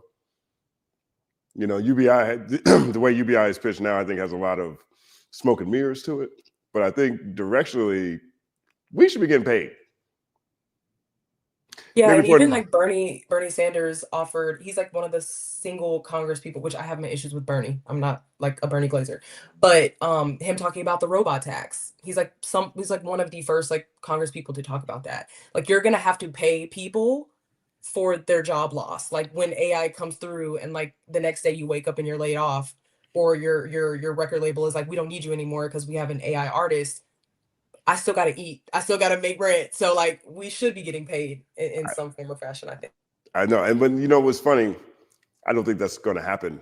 I think clearly there's a massive amount of loss of life that's on the way. Like it's kind of, you take away people's jobs, you take away their money, you're building all these new prisons, you're making AI weapons. I mean, to me, I don't know what that adds up to you guys. Like, they're not going to just let us walk around and figure out what we feel like doing. It But adds up to nevertheless, the same way the world has been working for at least the last century. Like, I I think don't know. I think the difference is if you look at the last century, things have been spread out in a different way, but there have been the early 1940s was a major thing, right? That was so big they came up new words for the amount of death that was happening at that point in time. Okay, and I think that's something that tends to happen every 100 years. But I don't want to get too dour because I've had a great time listening to music this year, and I want to get to this last segment for a piece I'm working on. This. I can't speak on this. Oh, my bad, man. I'm sorry. Are we still talking? My bad. I stepped away for a second. My bad. Okay. Oh, no, go ahead, Curtis. I'm impatient. I want to let everybody, because I know I'm the one that's usually talk too much. No, go ahead. Break it down. This is who sampled. Go ahead. Yeah. My bad. So first and foremost, with Spotify, for the last 3 years, I've been very aggressive about independent artists getting off of Spotify, because I think all signs have pointed to them wanting to get not only human beings that are making art off of the platform, but I think specifically rap-based hip-hop genres. I think it's the hardest for AI to duplicate because of all the things that go into it that make it authentic and make it pleasing to the ears. I think that R&B is easier for them to duplicate. I think country is easier for them to duplicate. I think jazz is easier for AI to duplicate. But hip-hop is something that they have not been able to do. F and Mecca was a failure. I'll say this, with them buying WhoSampled, first thing I thought about was this is going to help their original plan of getting rid of artists on their platform. What do you mean, Curtis? I'll start with this. A few years ago, they came up with a threshold system where if you didn't make 1,000 streams annually for a song, you weren't getting monetized. You weren't getting paid for that particular song. Then they started massively removing songs from human beings because they said, hey, we detected there's bots on there, but they didn't give any evidence of that. In the same breath they did that, they had a guy named Johan Rohr, who's in Sweden, where Spotify is, who had all these numerous accounts that weren't real artists, and collectively they had more streams than Elton John, ABBA, and anybody else you can think of. So I think all of this has been a plan. Matter of fact, in 2018, there's articles where Spotify is reaching out and finding artists to basically play instruments anonymously and then populate the playlist full of their music. I think this music is what's got studied for these AI systems for the training. So when I look at this, I say WhoSampled might be the final nail in the coffin in terms of getting a mass amount of artists, and specifically rappers, off the platform. Because if you're sampling and you have the information from this website, which by the way is accurately and inaccurately sometimes credited at times, then you're going to be able to get rid of music just based upon the detection system. I think that that's problematic. And I'm going to have an unpopular opinion when it comes to sampling, because I'm a sample-based producer. But I feel like if you riding dirty, there's a karma that come along with it. Mike, I ain't saying that to you because you make a phenomenal music, and I don't want nobody to ever go through your catalog and get nothing. All I'm saying is I had to correct that to the point where I'm using royalty-free samples because I felt that. There's somebody else's music. All right, cool. I wouldn't want nobody to do that to me. AI's doing that now, and I don't like it. So I'm on the side of no, that wrong is wrong in that situation. However, who made Spotify? Who gave them moral high ground? Running these ICE ads, recruitment ads, having a CEO that's investing in housing AI weapons. Who gives you the moral high ground to go in here and start saying this is what you should be doing as an artist, when literally they're one of those only platforms where the artists get paid on a pie system, meaning you could listen to me consistently for the next 30 days. Taylor Swift is getting the majority of my money because it's a pie system in which whoever makes the most streams gets the most money. You think you're supporting independent? No, you're supporting, Drake and Taylor Swift and whoever else is in that top category. So is that why Drake showed up on everybody's Spotify Wrapped, even if they're not listening to him? Oh, they had users that were rebelling against him because at one point in time that was part of the monopoly, was that they literally had ska band or ska genre playlists with Drake's face. Yeah. Why? Because I remember RBX RBX told me everything that's going on, and I believe RBX and his lawsuit against Drake. For sure. Well, I ended, but just by saying this, I think that Spotify is trying to speed up the process, and I don't think they give a damn about us leaving Spotify, even though I'm proud of people for doing it, because we've been talking about it for years. I think that this is what they want. They want to make the listening experience for the listeners as passive as possible, because you pay your subscription. You don't care that the music is AI that comes on there. Well, you got to get rid of the music that makes it really easy to tell that it's AI. And rap music is usually the one where we're pretty much gonna know within seconds. Like, dog, that ain't no real human being. He's got a dolphin on his arm. Yeah. Well, last, I thank you for giving me the opportunity to say that. I know you want to move on, but I do think it's really ironic they keep using our black faces to take all the arrows and all of the heat, while you got the guy Mikey Shulman, who's the owner of Asuno, sitting back and letting the prompter of Zania Monet take the heat. While you got Timbaland, well deserved because he's doing some wild stuff, but they're taking all the arrows. Meanwhile, these folks can go from company to company and rebrand and do whatever they need to do, and they don't take those arrows. I just think that they are using us. I think it's Sora. Why, if AI is so super intelligent, why did it not solve cancer before it gave me BBL Drizzy? If it's so super intelligent, why is it not solving these ailments that it has all the intelligence to do? But it gave me Tupac and Kobe and Cuba. Like, I know these are probably false equivalencies in terms of how the technology works. I know it's generative AI, but I'm looking at this and I'm like, I've been sold a lie, and it's not the first time in my lifetime I have. I recognize a hustler when I hear them, and these tech bros sound like a whole lot of hustlers. That's it. I use Tidal, by the way, just to put that out there. You use what? I use Tidal. I have. But jokes aside, there are certain things that Spotify is one of those companies that I have a moral opposition to. I know that me not listening to Spotify individually is not going to change the world, but it's just certain stuff that, so Tidal ain't all that great, but it helps me sleep easier at night. So I just want to put that in there. Jay-Z Rock Nation. Oh, there's got to be something dirty deep down inside a Tidal because it's got Jay-Z somewhere around it, and Jay-Z runs Rock Nation, and everything goes back to Rock Nation. Oh, Rock Nation. Tomato. I'm not sure you did yourself a service there with all the reputation Rock Nation has these days. All right, I want to wrap up. I got to split. I got to feed my child. So pleasure talking to all of y'all. Pleasure meeting L and BK. Good to see the rest of y'all. And holla soon. Peace. 9-second applause over Mike Eagle.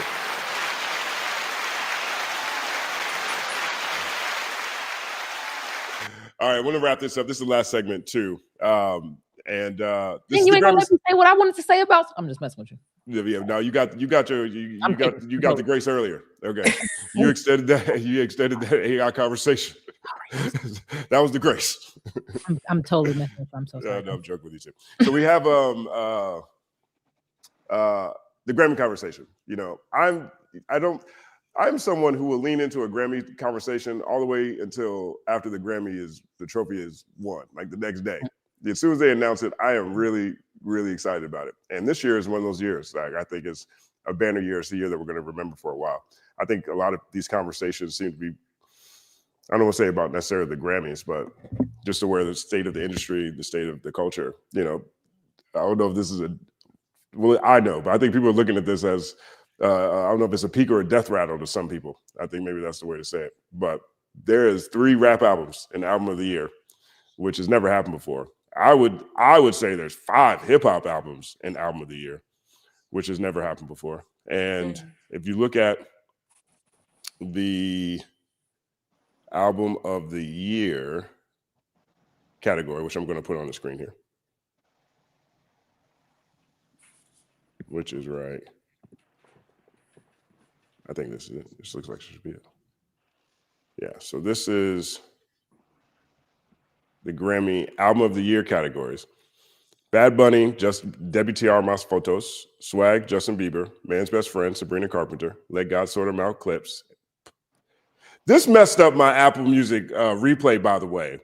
Because my top 5 artists this year were Clips, Pusha T, and Malice. They were all in my top 3. Okay. This right here, this little piece of metadata messed up my Apple replay. But I'm happy with it because clearly I like them. That's why they're there in the first place. Mayhem, Lady Gaga, GNX, Kendrick Lamar, Mutt, Leon Thomas, Chromacopia, Tyler the Creator. Right. So this, did I even put this on the screen? Did I share this? Can you guys see this? Yeah. Okay, I'm gonna look. Okay, I wasn't on the screen. Okay, maybe I'll get a producer one day. But I look at this, right, and I'm like, I consider Bad Bunny a hip hop artist, even if he's not always rapping. I consider this Mutt's got a lot of hip hop all over it. So we got 5 of the 8, you know what I'm saying, that have a hip hop lean to them. Is that a good thing or a bad thing for a hip hop project actually winning? Any open floor?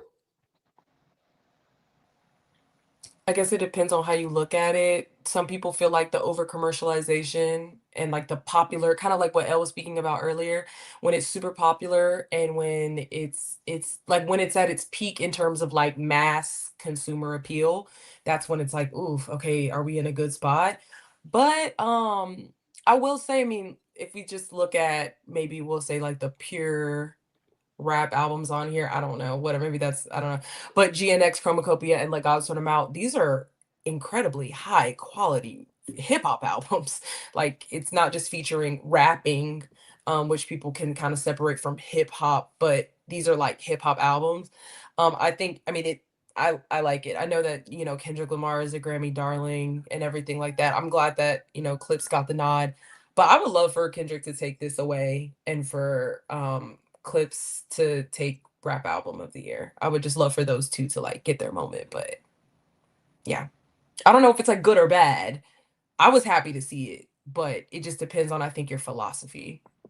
Yeah, and it depends on how the voters move, right? A lot of times they move in packs, Yeah. And so like if the hip hop packs, got a lot of people that wear it might go a lot of different ways. Like split. Right. Yeah. But and I mentioned this last week. The best thing that I see on here is that there's no country. Right. If there's a country album up here and then 4 rap albums, the country they're going to win because country always votes in a block. Yeah. They're like, oh, this is what we do, we country.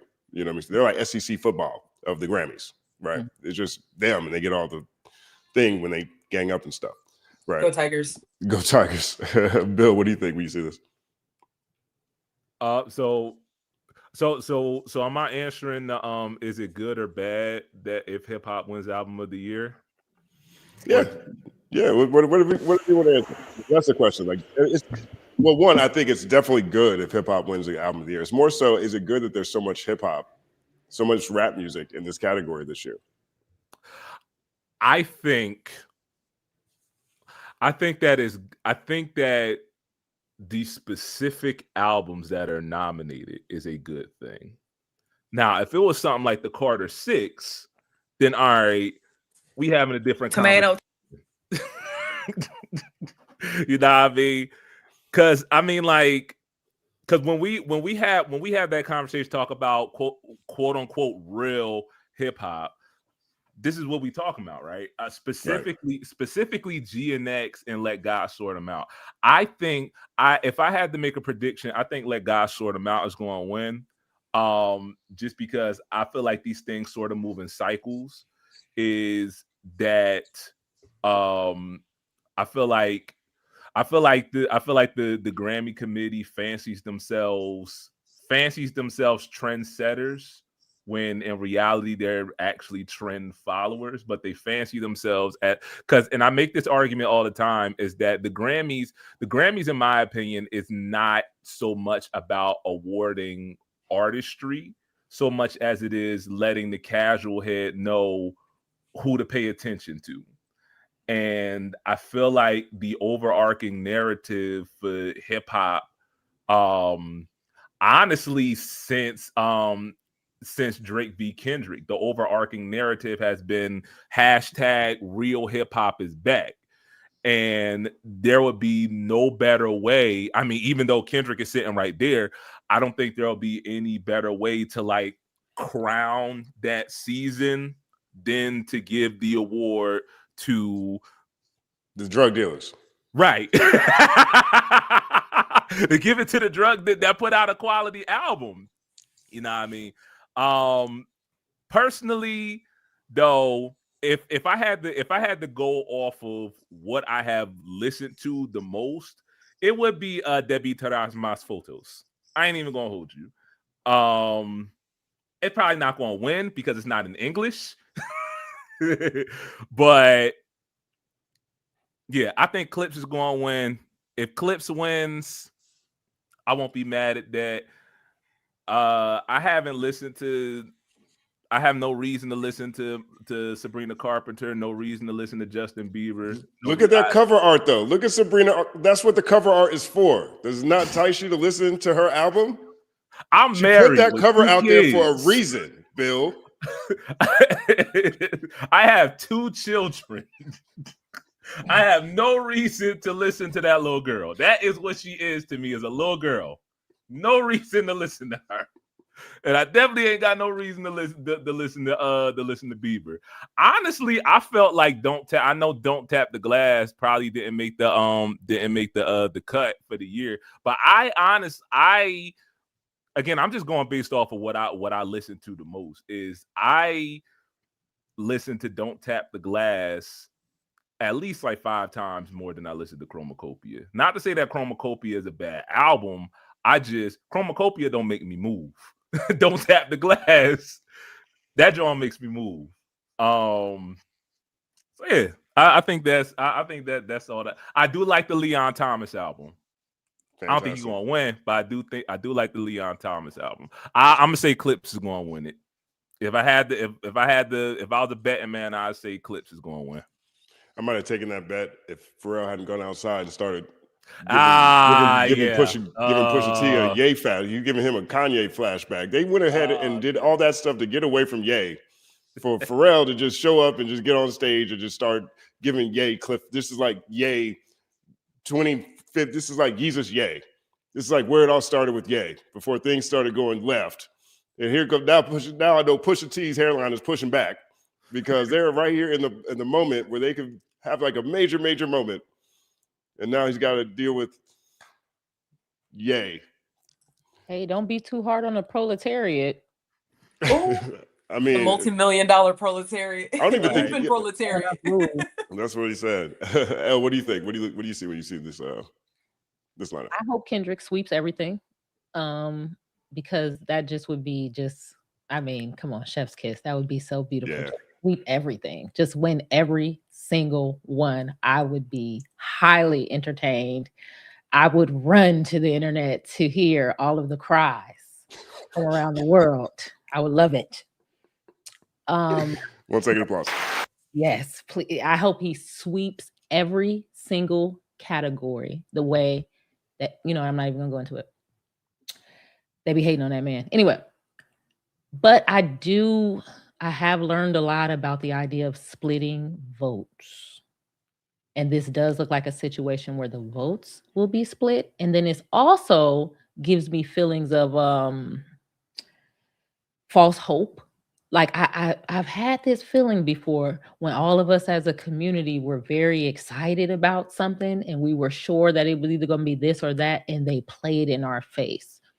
So if I had to put some money on it and not just my hopes and dreams and desires to laugh at people who are hating on Kendrick Lamar in the West Coast and lyricism, I would guess that this is actually going to somebody like Sabrina Carpenter or Lady Gaga, and they're gonna be like, look, Black folks, we still ahead of you. That's what I think is gonna happen. Tomato. To that idea of that happening. Not your take, the idea of that happening. Tomato juice, salt, pizza. Because I look at that and I see the potential for that too. I don't like to speak things into existence, but if we're like, the Grammys, people are people. They tend to vote for who they know, who they support, or who's aligned with them, right? And so Tyler's on Sony, GNX on Universal, the God Sort of Mounts on Rock Nation. And so, and they're all within the rap category. The number of rap members is less than the number of people who participate in pop categories, for example. I look at this, I see Bad Bunny in a similar position as Kendrick, to be honest. Mm-hmm. This is a love letter to Puerto Rico. GNX is a love letter to Los Angeles. This is a product. He's going to be at the Super Bowl. Kendrick's going to be at the Super Bowl. Here is an artist that has now tapped the zeitgeist on a macro level going into this award season. We've got ice everywhere. A lot of times, artists like to get together and send a message. They decide to do that. He's probably in best position to receive one or receive the benefits of that, you know. And in a lot of ways, they bookend and parallel each other, even if they are different languages or whatever it is. So, but I only see that happening as a result of votes being split. But the other side of this is that GNX has Jack Antonoff and them on it. They got Taylor Swift people on that joint. You know what I'm saying? Are they really voting for Kendrick or are they voting for Jack Antonoff? Facts. They will go outside and vote for Jack Antonoff. That man be taking home all the Grammys all the time. And he was all over that project. Like he wasn't just on one song. He was all over GNX. Right. Like so, and that to me is the best opportunity for Kendrick to actually win because he's got the right collaborators, right? And just put it in context, like De La Soul, The Anonymous Nobody, was nominated for a Grammy for Best Rap Album 2017, I think. And that was an album that they raised the money for off Kickstarter. Okay. They raised $600,000 off that Kickstarter. And they're, oh, sure, I'm going to let's put this album together. And we get this album. It's really weird. It's kind of clunky to me. A lot of experimental stuff. It's not my favorite De La project by any means. But if you look at the track list, they got metal artists, they got country artists, they got pop artists, they got jazz artists, they got, you name the genre, it's on this project. I go to the Grammys that year, and I'm asking, I'm in the Atlantic suite, right, the Atlantic Record suite, and I'm asking everybody on this mission to the Grammys, how much does it cost to get nominated for Rap Album of the Year that year, right? And I remember I was talking to a guy named Rod. He used to be at Atlantic, and he was like, "You mean all in, including marketing?" I'm like, "Yeah." He goes, "About $500,000." De La raised $600,000. $600,000. So they got in the conversation because they were in position to have all these different people from different genres support them because they wanted, and the people behind them support them because they want to support their friends. And I think GNX having Jack Antonoff is a huge tipping point for Kendrick. You know what I mean? Curse, what do you think? I don't know if anybody else has noticed this the last few years. It felt like ever since the Grammys, at least culturally speaking, got it wrong with the 50th anniversary of hip hop, they've been doing a lot of pandering and leaning in. You know, and I'm not saying these artists don't deserve it for making phenomenal projects, but the Killer Mike win, I was like, hell yeah. For real? Y'all okay. And then he gets arrested at the actual event. And I'm like, I feel like you're playing with my emotions, first of all. Second of all, if you're playing this for TV, you probably want to give this award to the second most Googleable person last year. If I'm buying into this being wrestling and it's not really about the people who voted as a committee, I'm not trying to, put my full hat on. I think that Kendrick is must-see TV to be accepting this award because we don't get to hear from him much.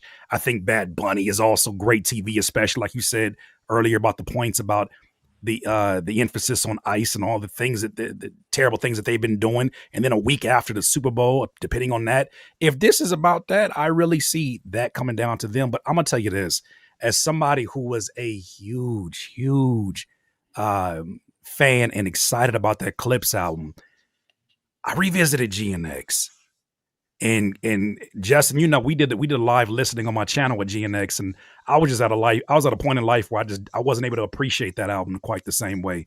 The way that it has aged and the way that nothing else has come up that sounds even remotely close. And you can say the same thing about Let God Sort 'Em Out, but I just think there's a lot of different factors in that, damn, the Clips came back together. Damn, they're 48 and 52. Like there's a lot of narratives there that are worthy of being excited about.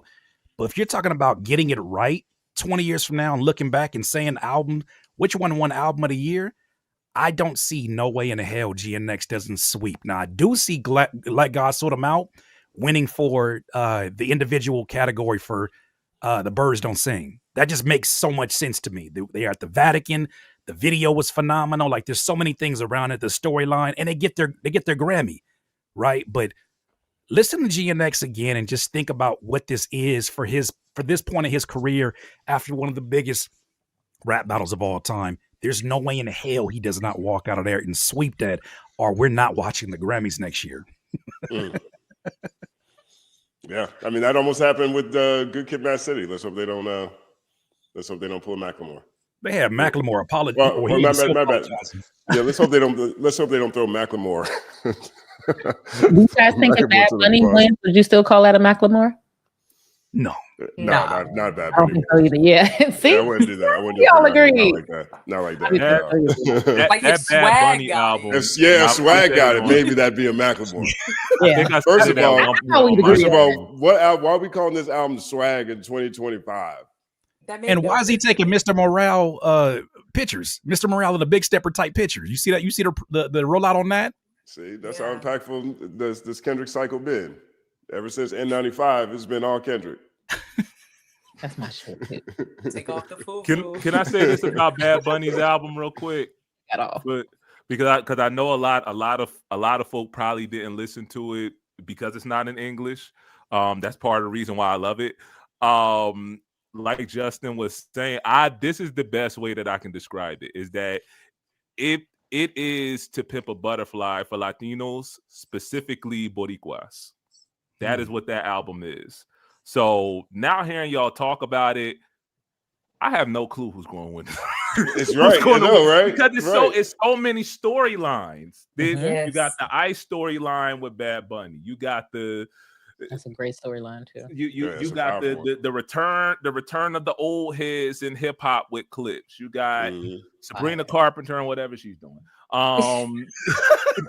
You got in the White House. You got Justin Bieber crowning moment. I don't know. You got Justin Bieber in the Diddy trial. To pimp a Justin, but to pimp a Justin Bieber. I promise you, I didn't want that to connect to the Diddy statement you made, but you said it too fast. I'm sorry. Now I connect. It's part of the storylines. We're talking storylines. Tomato.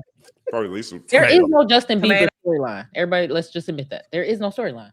No, the only storyline was like those Drewski skits where Drewski was saying, "Yeah, you black on the inside. You kind of like a brother. Like you got a black heart or whatever." He was saying. I'm glad I ain't see that.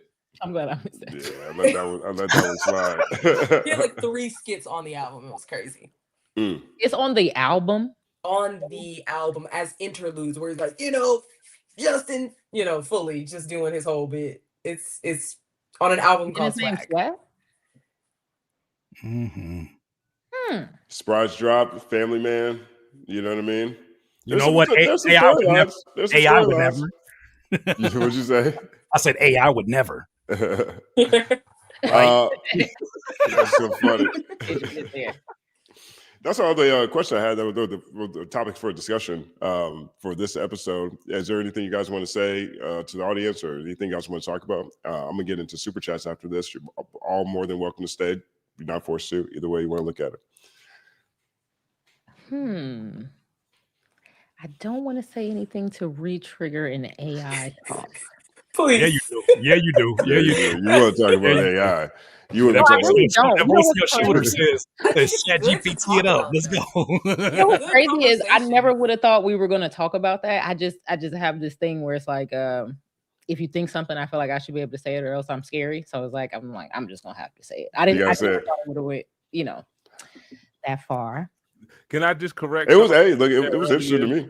Can I correct something I said earlier for the chat? Well, not You correct. mean when you said Drake beat Kendrick in the battle? You mean when you said Drake beat Kendrick in the battle? I said that, and that's what I was going to say. I said Drake v. Kendrick. What word?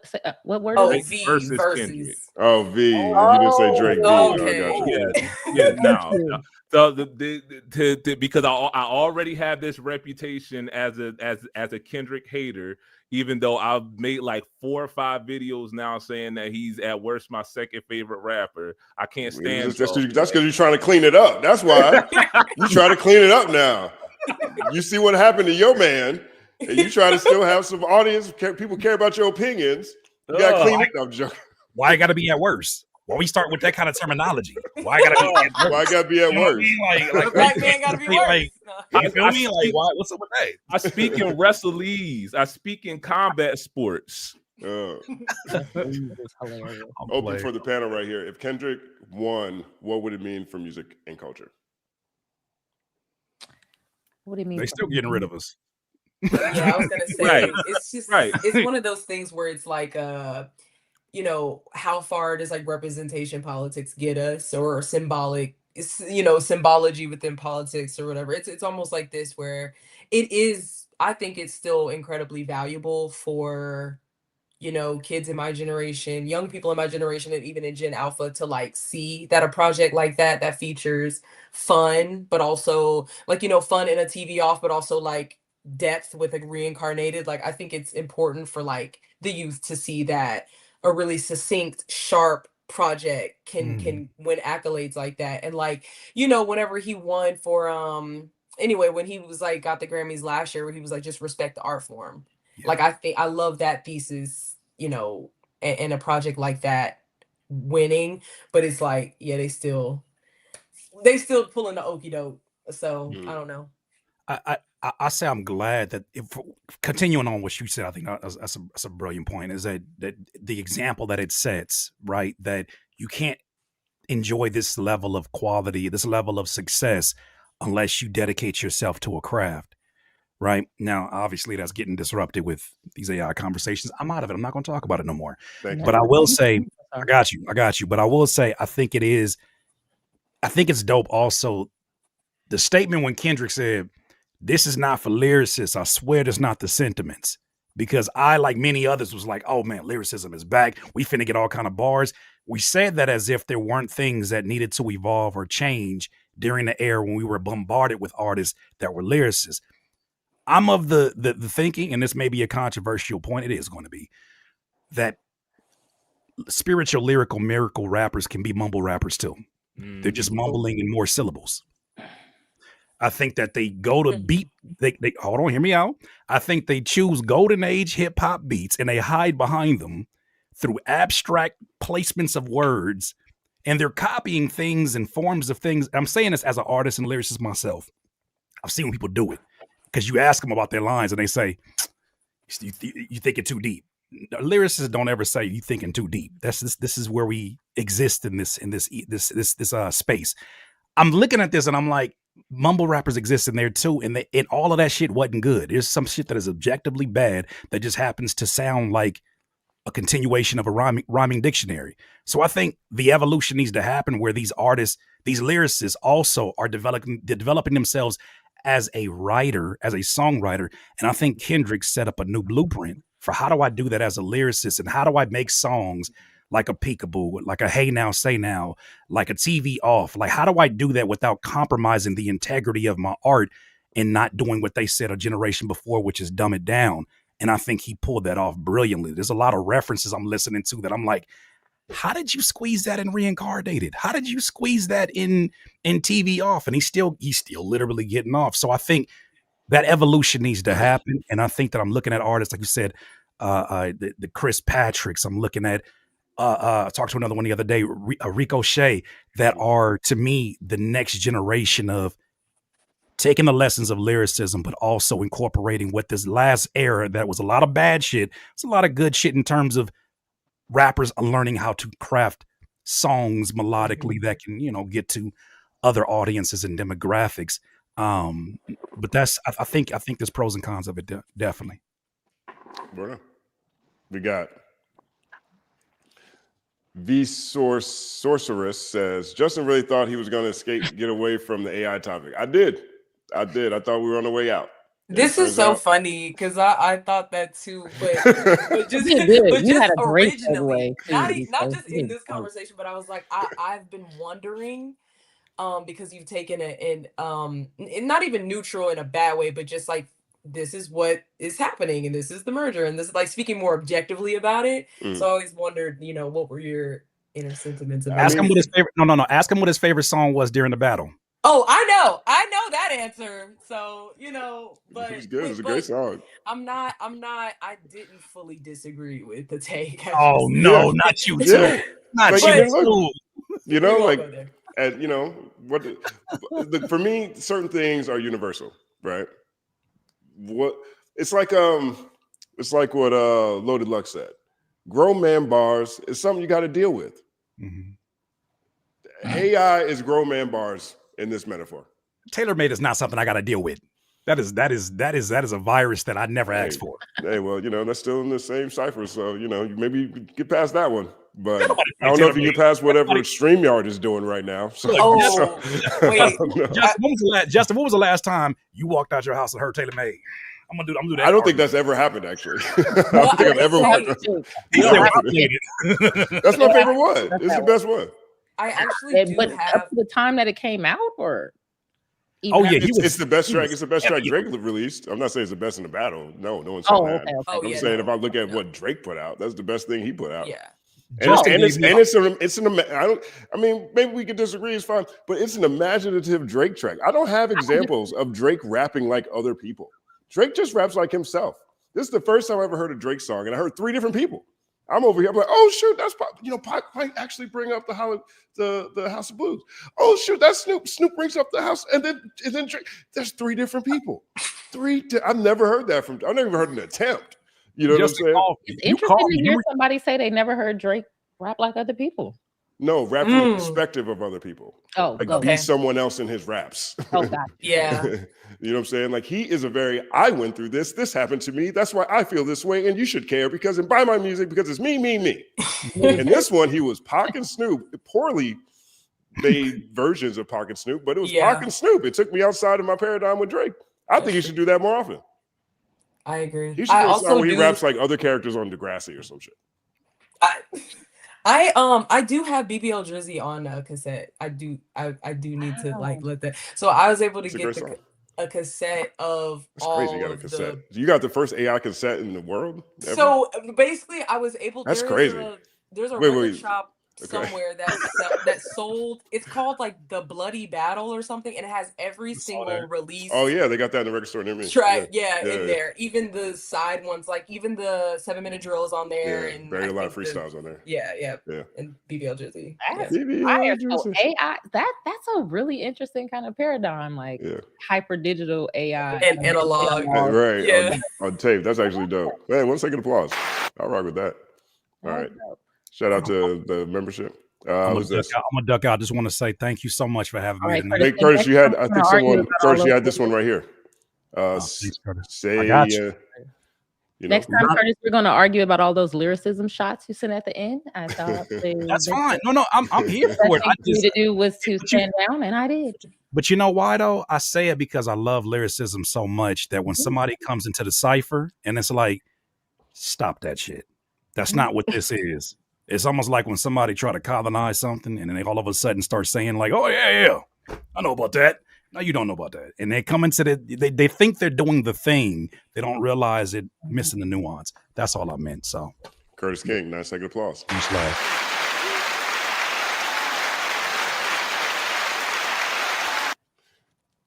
All right.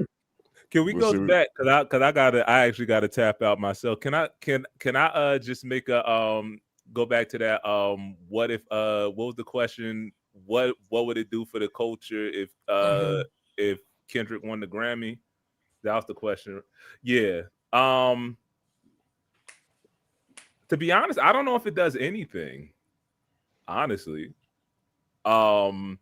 Especially considering if the narrative is that hip hop is sort of circling back to being more organic.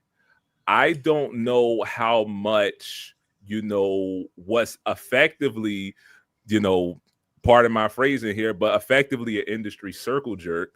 I don't know how much that does for Kendrick's legacy within the culture. Like he's already solidified. You know what I mean? I don't know how he can be. I think if there was anything that elevated his legacy beyond, I will make the argument that, because I have made the argument that Drake was the most consequent. As an OG Drake hater, I will at least admit that, in my opinion, Drake was the most consequential rapper of the 2010s. I feel like new rapper. New rapper or rapper period? No, just consequential. The rapper that mattered. But that's what I mean. Okay, that's interesting. Okay. Because everybody was trying to be Drake.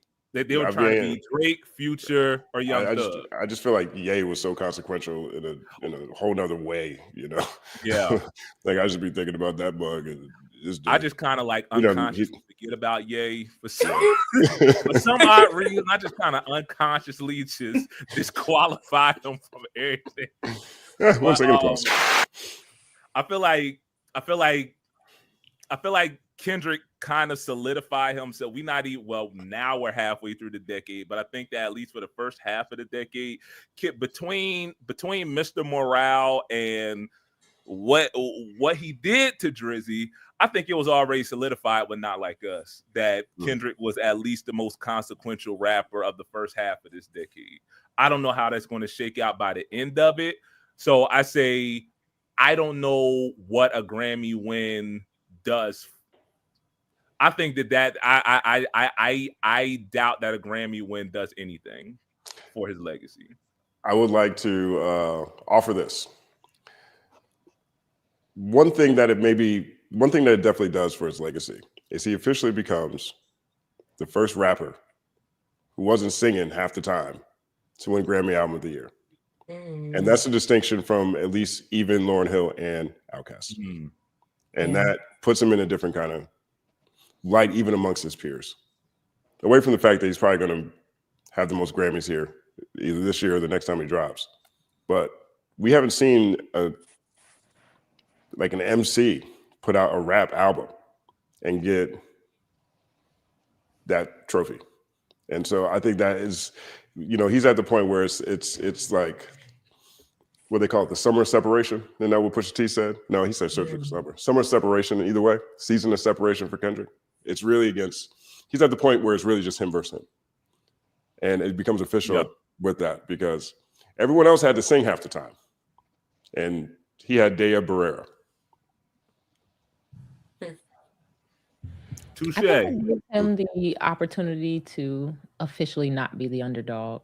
Like, I've always been a Kendrick fan. I used to be very surprised by the people pre-battle who was like, nobody want to hear that shit. I'm like, what? Right. It used to really literally surprise me. And then after the battle, you see, so it was weird to me to be like, oh, he's an underdog. Because to me, in my mind, I'm like, this nigga's a big dog, right? And then after the battle, to see that kind of shift was interesting. Like, oh, y'all been like this, huh? You don't say. But it's still a little level of underdogness to it. I think if he sweeps, you're no longer the underdog. And I think the underdog has somewhat of a, you have leverage when you're the underdog.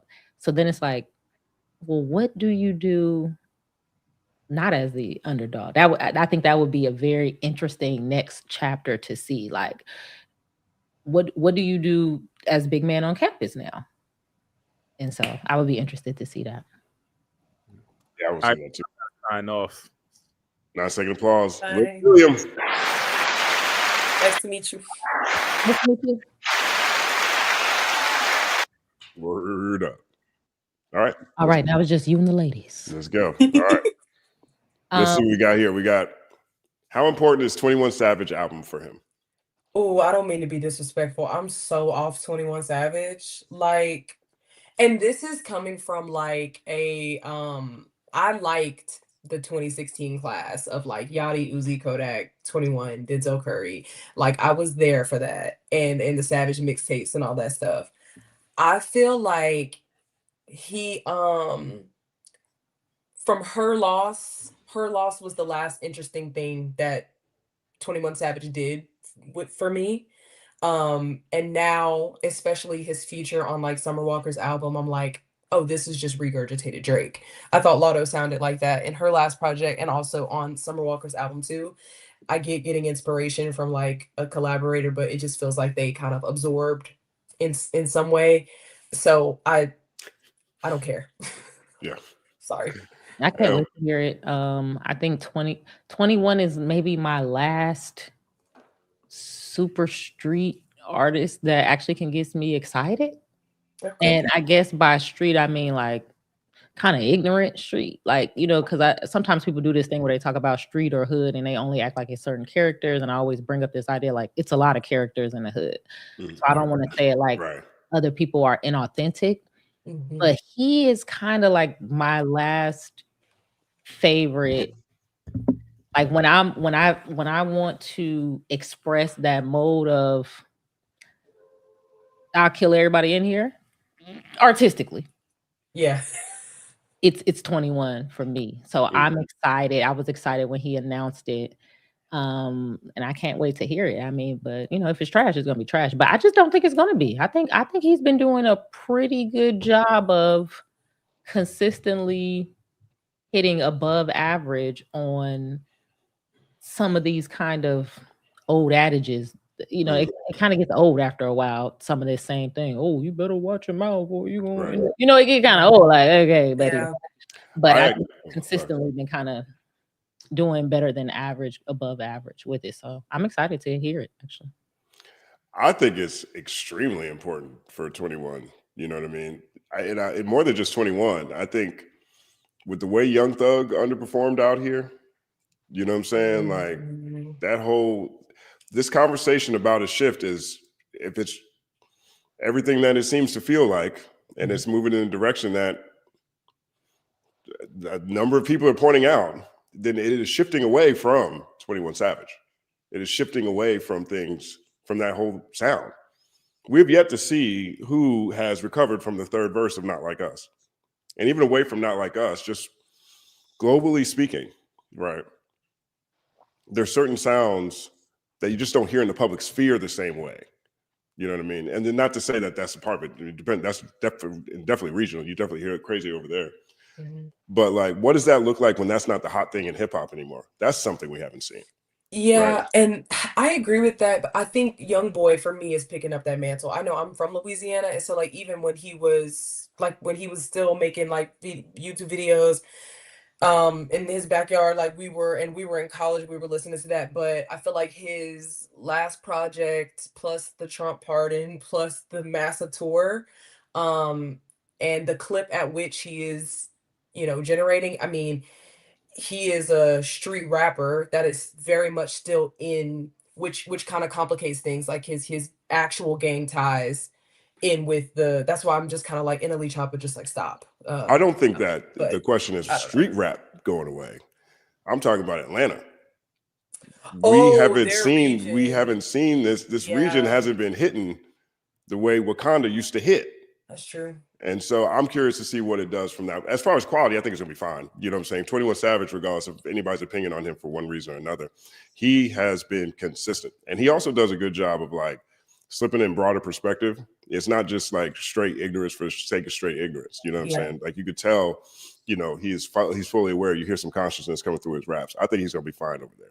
I think this is the next checkpoint, touch point on what's happening with Drake's collaborators. And if to take away from Drake, because right now, Gunna's looking like the best one. It ain't go for Baby. It ain't go for Thug. 21, you next up. And if 21 takes a hit, what's this next Future project talking about? I don't know. I love Metro Boomin's project. I love it, me personally. Yeah, but commercially, it didn't hit. So, I mean, Take Me Through There did, or whatever did.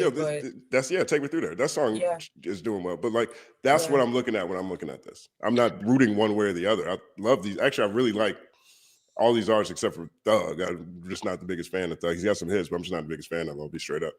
But like, that's what I'm looking for over here. And all the discord that they've had amongst themselves.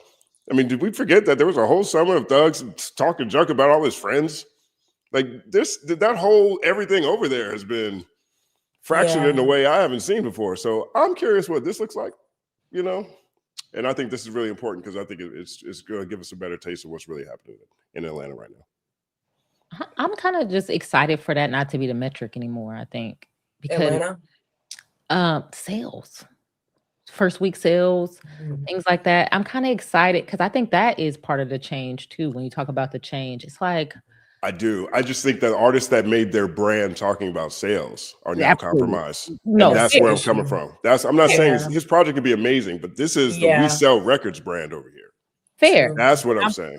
That's very fair, but I'm talking about just overall because I was just thinking about that. Like every time somebody decides like who's falling off, who's doing well, who's struggling, it all goes back to sales, and then a lot of times it's streams. And then when I start thinking about like, well, who is buying and streaming these things? You know, kind of like how Vince Staples said on he was on the ZWE interview and he talked about he knows who his fans are and he hates it. It feels a little racist to him, which is hilarious. Yeah. It's like, in a way, I feel like we allow people, I don't know. We try to It's say also that just we're but it's authentic, not but you're getting placed by a whole bunch of white kids in the suburbs. They're the ones deciding who fell off and who didn't fall off. And it's like, I don't know how it could happen, but I think if we could, I think it would be good for Atlanta to fall off. Like, oh my God, I can't believe I even said that. Like, I don't think one space should be like, go to here for hip hop. All of the hip hop, all of the hottest shit is coming from here because then everybody else starts sounding like them. Bring back regional rap. I actually think that's here. You know, I mean, yeah, look, I think it's coming. Yeah, you know, Metro just did a regional project. We got Kendrick here. Bad Bunny was on his regional shit. Redman's on his regional shit. I mean, Tyler's a black shit through a regional shit. You know what I'm saying? Like, there's a lot. Florida Clips is straight up. That's the region. That's the VA sound that didn't stray. They did VA. They did. You know what I'm saying? Like, you know, I think, and I'm happy that it's here. You know, and but from a shift standpoint, I'm also happy that let's find other things to talk about and other ways to describe who is dope.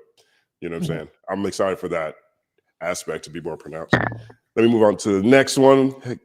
Has anyone heard the rapper Malls Monday? He just released an album recently, and I'm really enjoying it.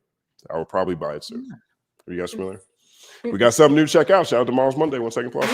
Malls Monday. All right, let's see what we got here. Okay, we did that one. What's this one? Okay, where are we at? KDOT is an evolution, not a revolution. Community organizing is how we move the ball down the field. If you don't know how to start, ice whistles. Yeah, 1 second, pause. Ice whistles. Works in Chicago. That was the first place I saw. In Chicago, you know, you used to pop the you can make a whistle. I don't think that's what he was talking about though. Anyway, to alert your community when ice is in the area. Right. Yeah, that's what they do. You blow your whistle for that. Yes. 0Fox40. 2025 was a great year in hip hop. Most of the best albums came from the artists that are 35 plus. That's unheard of in our genre. Normalize it.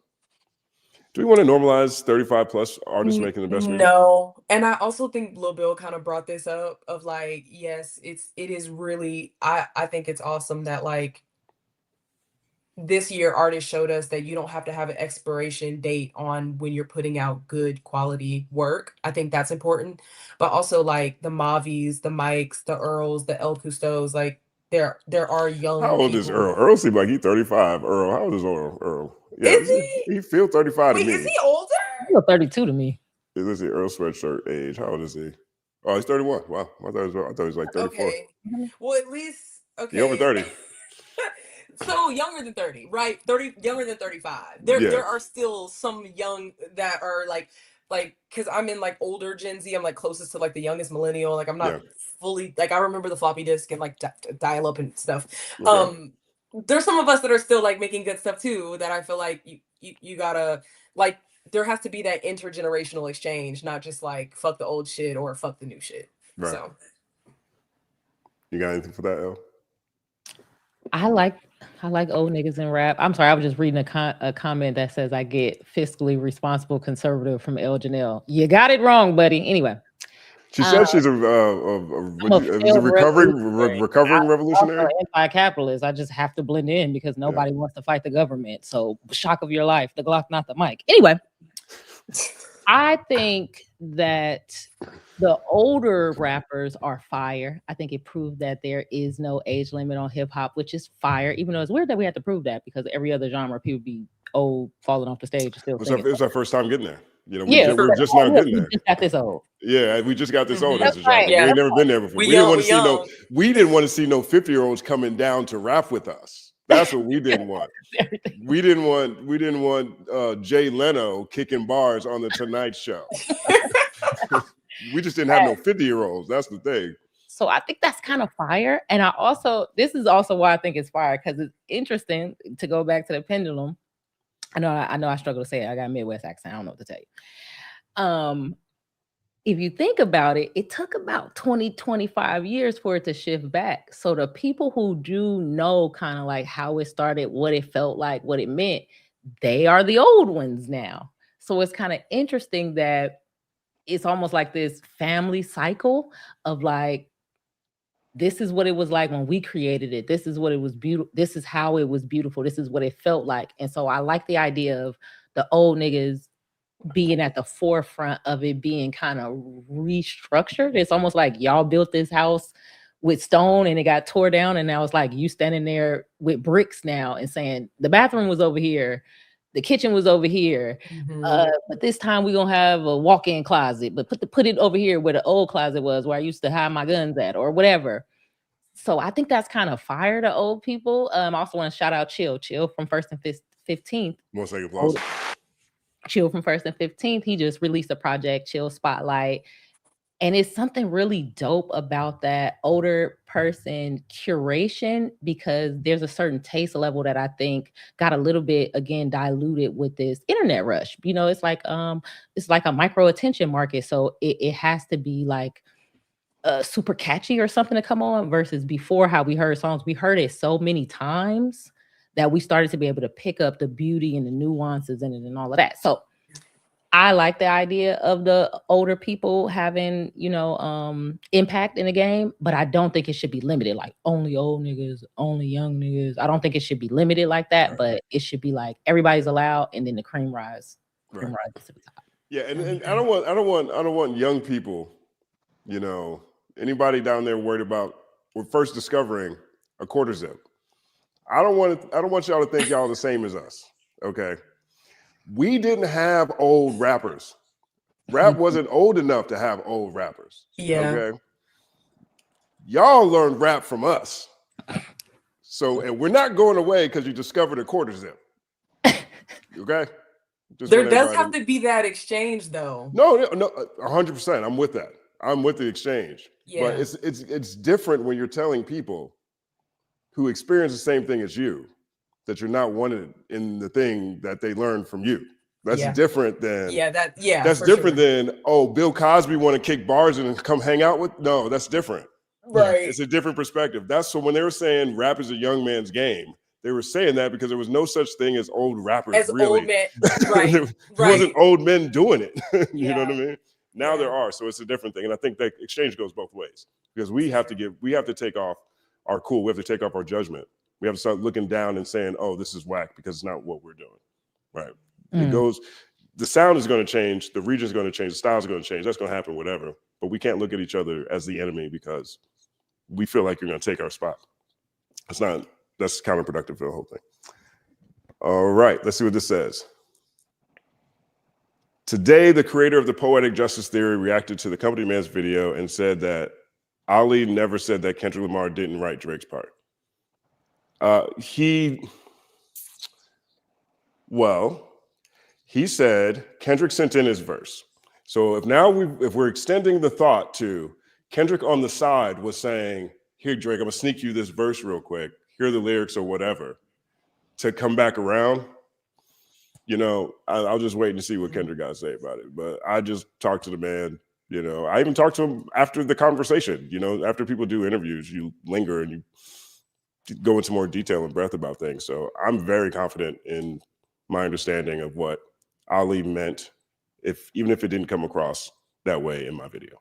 When I listened to it, he said that's absolutely not true. I mean,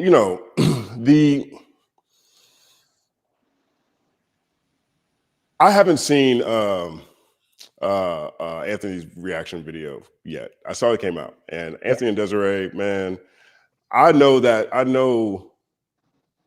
how far that kind of passion can take you, because I've had that type of passion in things. It's taken me very far.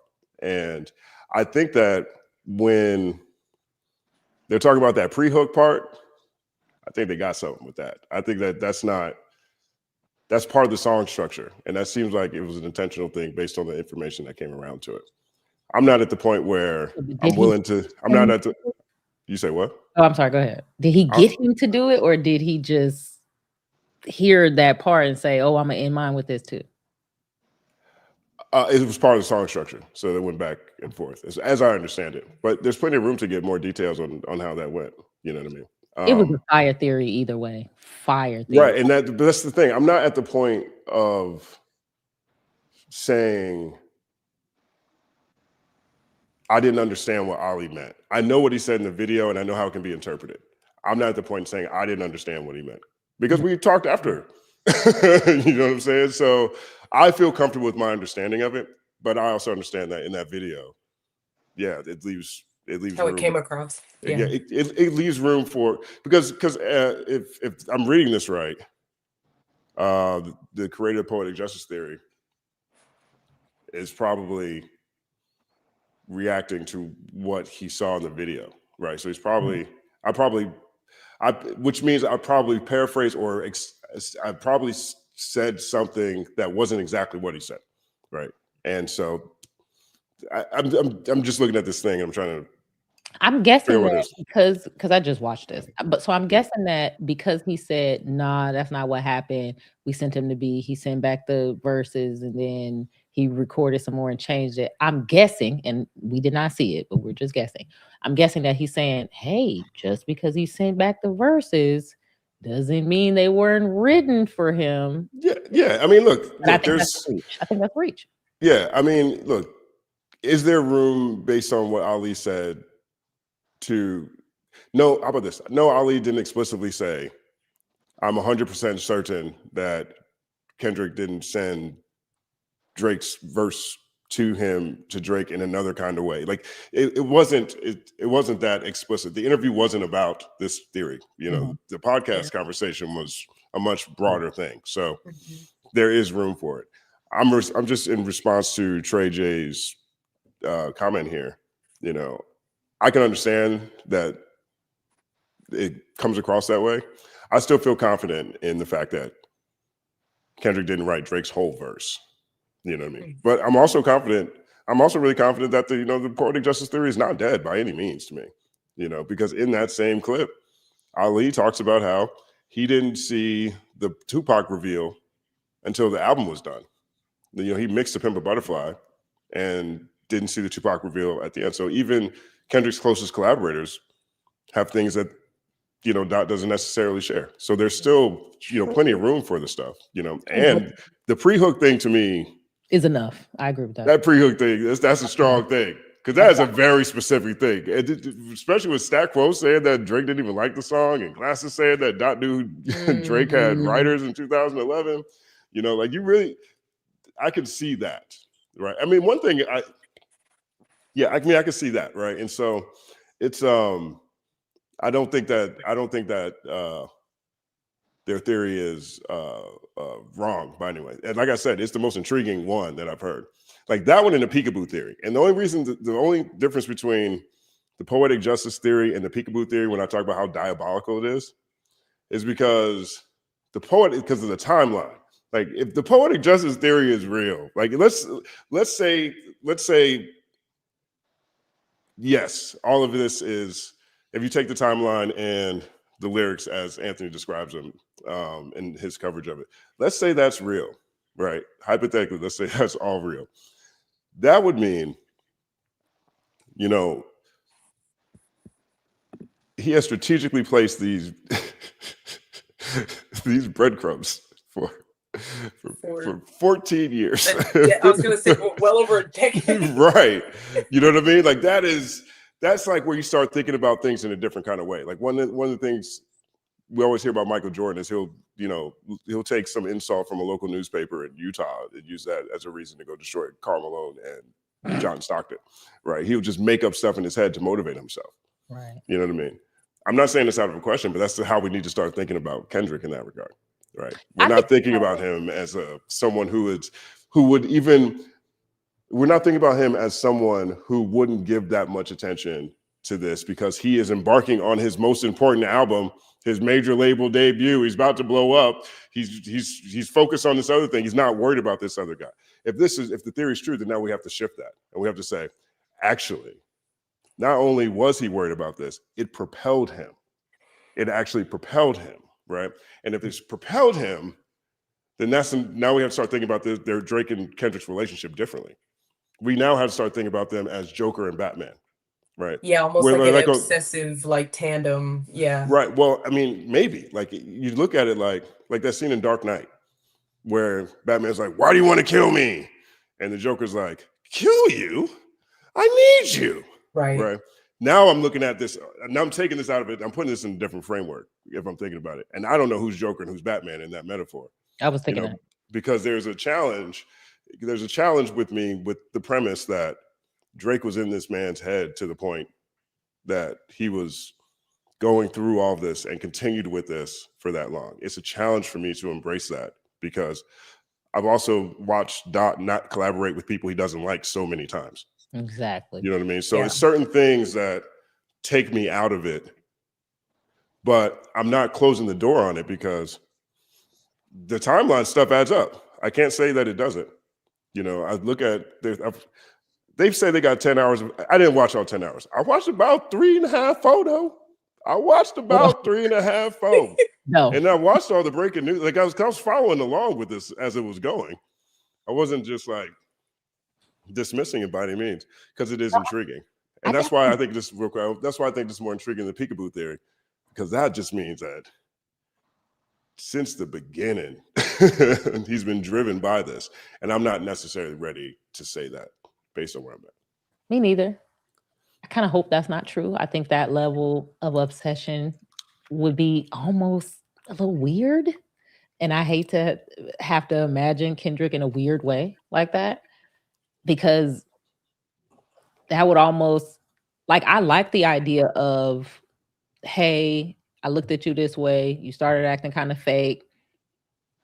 I feel like you're starting to disrespect me and the culture, so I handled it on wax. I like that.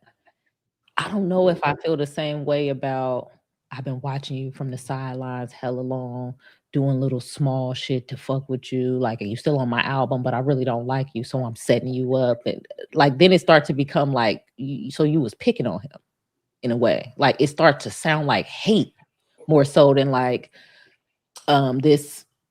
No, it's presented kind of as a noble cause, you know, whether you agree or disagree with the in groups or out groups of hip hop, because some people don't even agree with doing that. Like, who are you to create an in group or out group of hip hop, especially with all of the different people that we see moving around in it freely, but you're going to target somebody else, Black, even if they have Black, and say what they can and can't do. So some people don't even like that idea in the first place.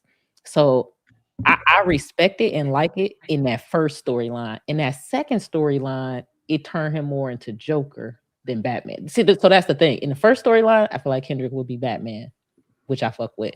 In the second one, you start turning to the Joker, and then it's like, I don't know how cool that is that you had him around, you worked with him, but you were just like setting little traps and bombs and plotting on his demise. I don't really like that. But I think the one line of just cracking a joke, like you know, the pre-hook line, I think that's cool. That don't come off as creepy, obsessive. You've been plotting. Right. That sounds like, I wonder if I get this nigga to do this shit. That's what that sounds like. You know what I'm saying? Like, you playful, you funny. Like, I know people like that. Like you fucking with him on the low. Right. In a funny way versus you're obsessed with the idea that Drake shouldn't be doing this well and you should be doing better. That kind of presents a different character to me. Yeah. And I would hope that that's not who Kendrick is. I don't think that's who Kendrick is. I don't get that energy either. Yeah. You know what I'm saying? I feel like that mask would have cracked sooner if that was the case. I mean, you know, but the counter argument to that would be he is also very mysterious. Like, we don't see him a whole lot, you know. So that's what I mean. So it's like, I know that what Ali said or how he presented it, you know what I'm saying? I still don't think that, like, one of the things that they pointed out is the Africa line. I'm like, you know, there's a lot of Somalians in Toronto. You know, there's a rumor out there that Drake dated Top 5 sister. You know what I'm saying? That could have been Top 5 sister for all we know. But the point is like, I definitely think Drake wrote his verse. And I think that pre-hook is still diabolical. You know what I'm saying? Because that's not even something I think the average rapper used to have to even think about. Am I going to get set up for having ghostwriters if I read this rapper's pre-hook? Right. Like, this is enough information to get rappers to stop doing pre-hooks. Wait, what's this pre-hook mean real quick? Hold on. We changing song structure now. You setting me up. You know what I mean? That's still hard. That's hard as hell. That's fire. Yeah. That's a fire thing. That's a fire impact. So yeah, it was a great story. Gill & Company, been grateful for every mass appeal released this year. Buy the albums, get the merch, support the artists, more hip hop, less hip hop. Shout out to Binary Star. Binary Star is one of my first vinyls I ever got. 1 second plus. Let's see what this one says. There's artists who are willing to use their creative talents. Respectfully, it's not the same as those tech advancements. Now, this is an AI comment. I'm not going to.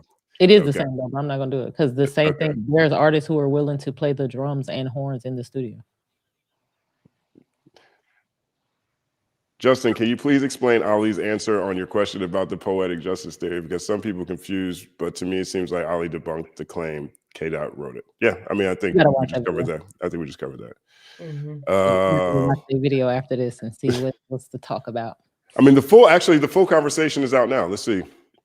It's on the third verse. No, so, I mean, because I think somebody, the people who made it, what's their names? The couple who made Anthony and Desiree. I thought they said that they made a response video. Oh. Yeah, they responded to the video I made. Right. So, I'm saying you gotta go watch that immediately. Yeah. Those guys, man, I'm serious. I'm so sincere when I say that I understand how, like, because I've had a couple people say, man, they're crazy. They spend all this time on this thing. And I'm like, I've been that obsessive. Like, I remember Bone Thugs-n-Harmony when they came out. And Bone Thugs-n-Harmony on their CD, if you took their CD case, you held the back up to the mirror.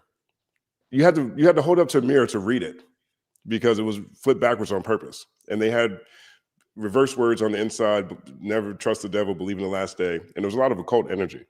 And it started this lore around Bone Thugs-n-Harmony. And then you add 3 6 Mafia, who's also on that energy and the beef that they had, right? Me and my friends were so bugged out when we saw this. It's just something totally different. Like, we spent probably 2-3 years solid, looking at all the lore around Bone Thugs-n-Harmony and 3 6 Mafia, right? And a lot of those answers I never got until I became friends with Lazy and Crazy. And so when that first happened, I called my friends immediately. I'm like, okay, this is true, this ain't true. What percentage were you guys betting? I don't know. 30-40%. That's great in baseball. That's great in baseball. Yeah, that's fantastic in baseball. You said batting. Yeah, I'm like, oh, I don't know. That was pretty good. But there was also a lot of things that we were just looking at so long that seemed to, represent something different. I'm not saying that's what happens with Anthony and Desiree. I'm not saying that at all. What I'm saying is I know what it's like to be so passionate about something that I fall in love with the process of this thing. And same thing happened to me when I decided to write about rap. I fell in love with writing about rap, contextualizing culture, to the point where if you were in my life from 2006 to 2018, probably didn't have much else to say to you, So I understand, and I think that is something I love about fandom, about music, about works of art, things of nature and beauty, that they can inspire us to the point that they can drive us to a better conclusion. You know what I mean? Yeah. I like that. Like, so when people were talking about they spent 10 hours on it, I'm like, oh, now I got to check it out. Now I got to see it. You know what I'm saying? Let's see how tight this, whatever it is. And they're tight. It's really tight. You know what I mean? That's why I was even, joining the conversation, trying to see what I can learn about how the song was made. So shout out to them. 1 second. Applause. Am I the only person who tried to catch it? Like, I just want to say I do like how like the fandom, like when you were saying that, it made me think about like the people who became like obsessed with Dungeons and Dragons, right, Game of Thrones, and all of these different brands, or do I say brands? Yeah, all of these different brands that have that type of fandom. And I just think it's crazy that people think hip hop can't have the same thing. Like if somebody is like a Game of Thrones. I'm trying to think of the one before Game of Thrones. It was another series that was kind of like Game of Thrones. Okay, I'm not gonna remember. But if people can be, go ahead. What was it? Lord of the Rings, or maybe Harry Potter. It was Harry Potter. Look at you. See, we right here. If people can be super hyper obsessed with Harry Potter, like I saw a what is it called when you rent other people's houses instead of going to the hotel? Airbnb. Airbnb? Airbnb. What's it called when you rent other people's houses instead of going to a hotel?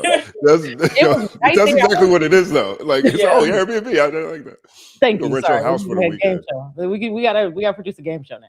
A hip-hop game show. So look, they have an Airbnb that's all Harry Potter themed. Like that obsessive nature, of course, some people kind of frown upon it, but it's also kind of proof of concept in a way that we even have this much lore to comb through. So I'm proud of the obsessives. I love it too, because it's just like people were really, this whole conversation came back up like, why are you crying at a YoungBoy concert, and why are these men like on their knees and crying and screaming, and as one of those people in the crowd on my feet crying and screaming because he hadn't been on tour in basically 10 years because he's been like in this outlaw Pablo Escobar odyssey with the law. It's crazy.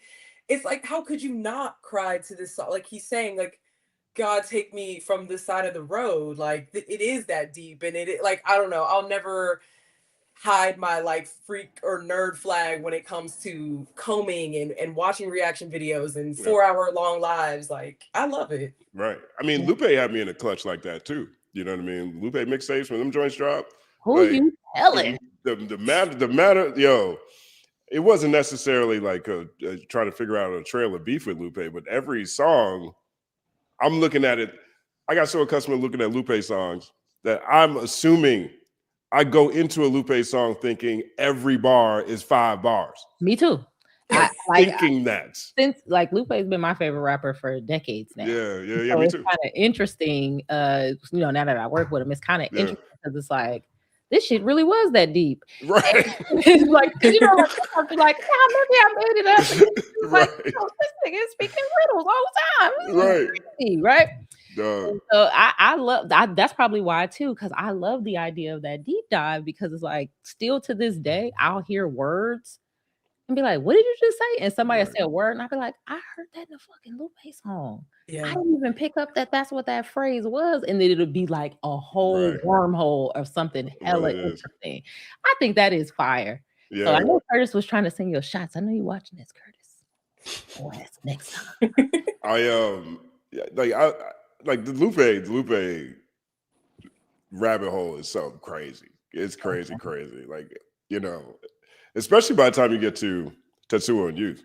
Like by the time you get like inside of murals, and not even just murals, like the whole thing really, even like dots and lines, the whole thing really. But like inside of there's this part of mural, I've never told this before. Okay. I'm actually kind of embarrassed to tell this, right? Okay, so please don't judge me, you guys. So in mural, there's a line that goes, let's see. I'll get to it. I got to. I was already thinking, like, do you know the words? I do, but I don't know the setup. Me. I'm talking about me. Oh. Will I know? You probably do. What's one word in it? Well, I'll just give it to you right now because it's gonna. All right, cool. It's gonna pop up. Let me see.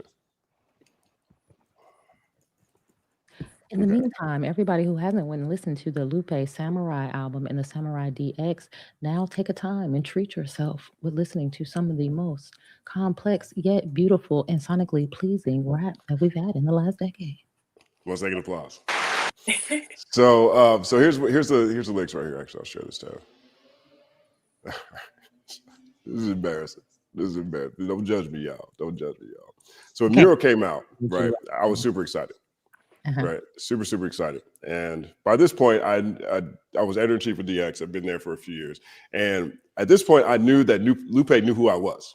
Right, I knew that he knew who I was. Like before, I didn't know necessarily that he knew who I was, if he knew who I was or not, because I started listening to Lupe before I got into rap journalism, and after I'd been in the media space for a while, I would cross paths, or people that we had in common let me know that he had seen some of the stuff I had done. Right. So this is 2016. Right. This is probably the thirstiest I'd ever been for something to be true. Okay. So where's this lyric at? So this Lupe line goes, which tab is this? Oh, okay, here it is. So he goes, Where'd it go?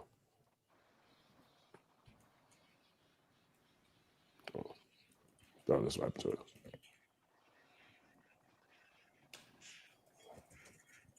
Oh, there. Okay. So this part right here, this line right here, right?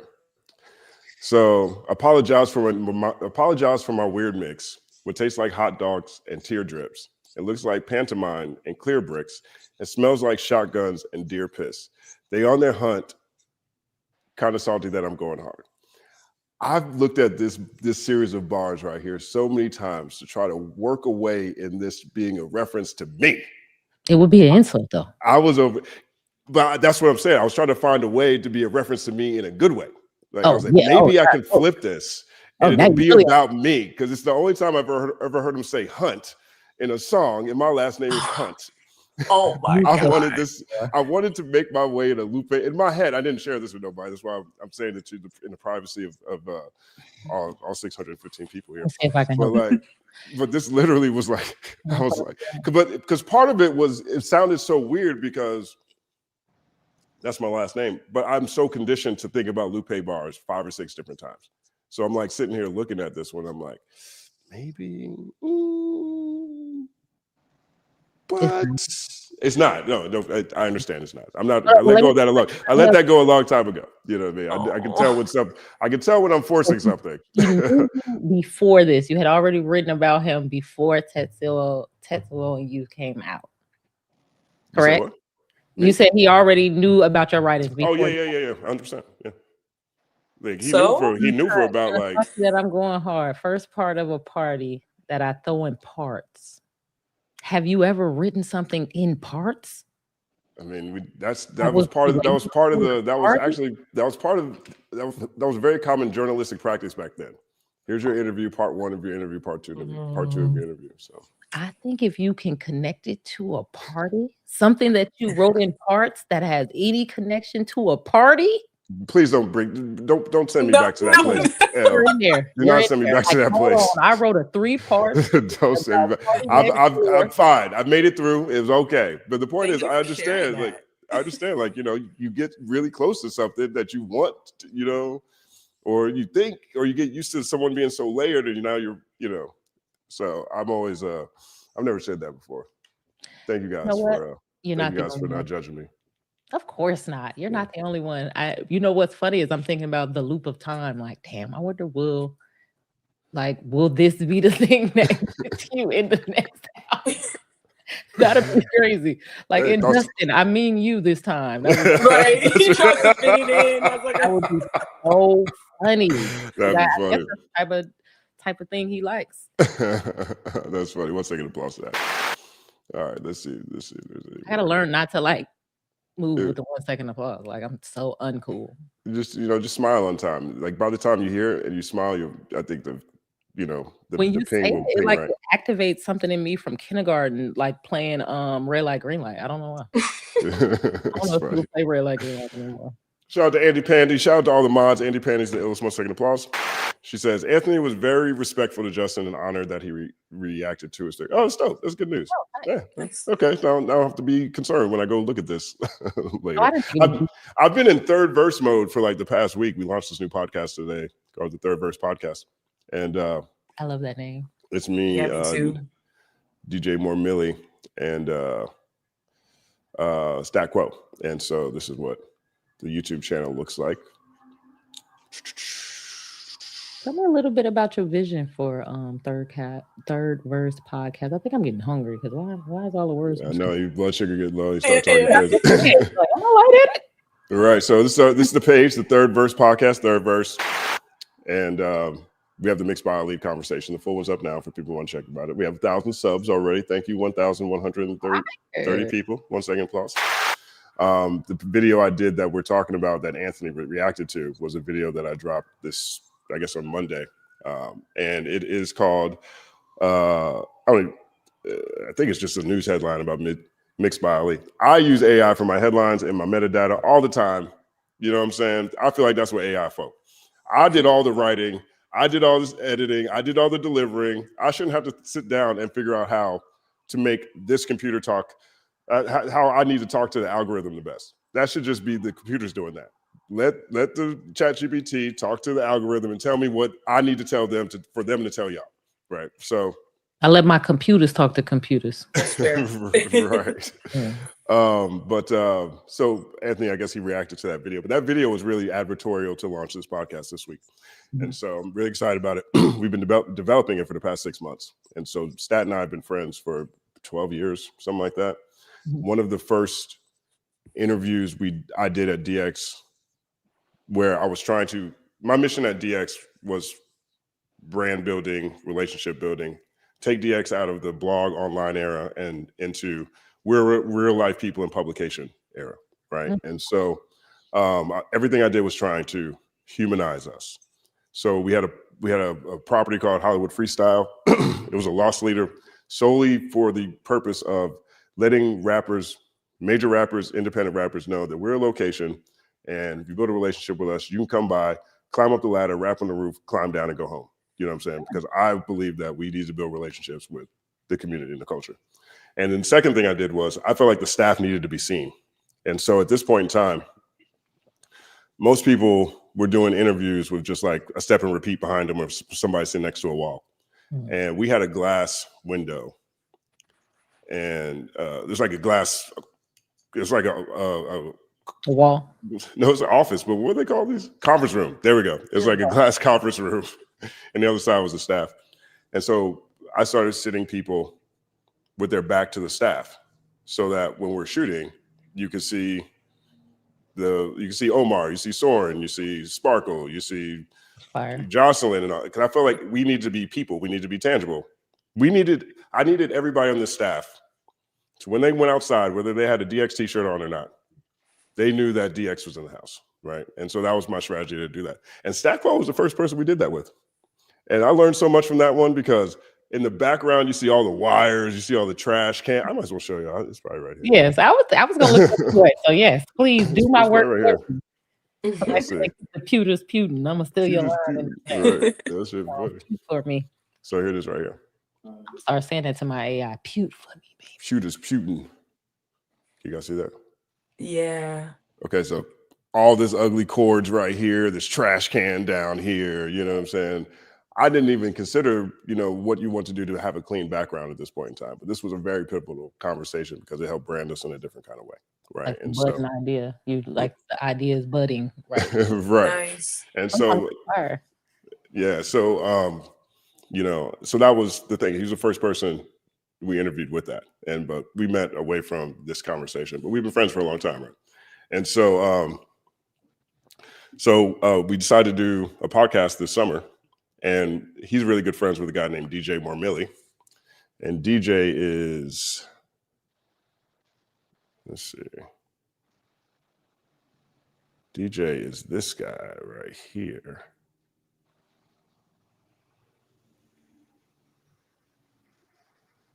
Share this time instead. So this is DJ Mormilli. He's the white guy right there.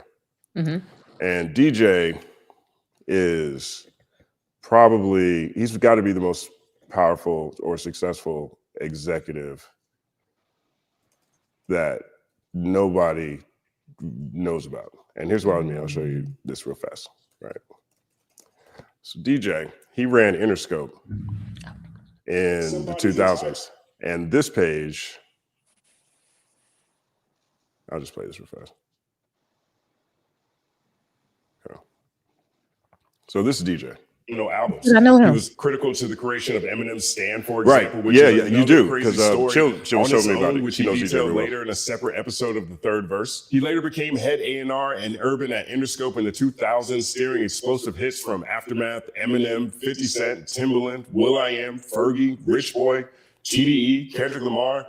Through his company Fake Work, he's managed Mike Will, Made It, Polo the Don, Keisha Cole, Boy Wonder, YG, Esther Dean, Hit Boy, Soulja Boy, T-Minus. Somewhere that's somebody's entire favorite playlist. Right, so that's what DJ's been doing with his career, right? And so DJ on the show is a really interesting. It's a big thing in this space, and the reason that is because. Maybe executives with that level of set, like that's 6 billion records sold. That's like 4 billion records right there. Something crazy. And because executives in this space, when they get to that level, maybe they'll do an interview, you know what I'm saying? Maybe they'll sit down for a podcast, but they're not starting one. And so it's me, DJ, and Stat. And so we're moving into the third verse, and it's a culture podcast. We talk about all the stories and journeys. We have all these people already coming on the show. The next guest is crazy. When I tell you guys who this next guest is, it's going to be very, very interesting, and also it's going to be very interesting. So I'm excited. I'm excited too. So Ooh. Yeah. So I just wanted to clarify because I don't want to have any stolen valor. I was making a joke when you popped on the screen and said I know him. I was talking about you. I don't know this. I don't know this man. Oh, I thought you might, because DJ, because Chill knows DJ really well. Oh, okay. Because Chill knows everybody though. Chill knows everybody though. That's true. Yeah. So nevertheless, that's the Third Verse podcast is out now, and at least the first episode's out now, and you know. I'll share more about the broader vision because there's more to it than just this particular podcast. But this is the focus. This is what I've been working on. I've been in this mode for the past week. I did this piece of advertorial here, which is basically what this is. This is advertorial essentially, and so it talks about what happened to the video for the recipe, and then it talks about the poetic justice theory. And the connecting thread is that all these conversations took place on the Third Verse podcast. I love it. Thanks. Yeah. And so here's what happened to the poetic justice. I mean, not the poetic justice. Yeah, to the recipe briefly. So here's DJ talking about it. I went in his office and I closed the door and I said, okay, Kendrick Lamar's coming. This is what's going to happen. And I need you to be prepared. We are going to lead with Women, Weed, and Weather, which is called the recipe, right? I call it Women, Weed, and Weather. I think it's the wrong song. We're going to shoot a video.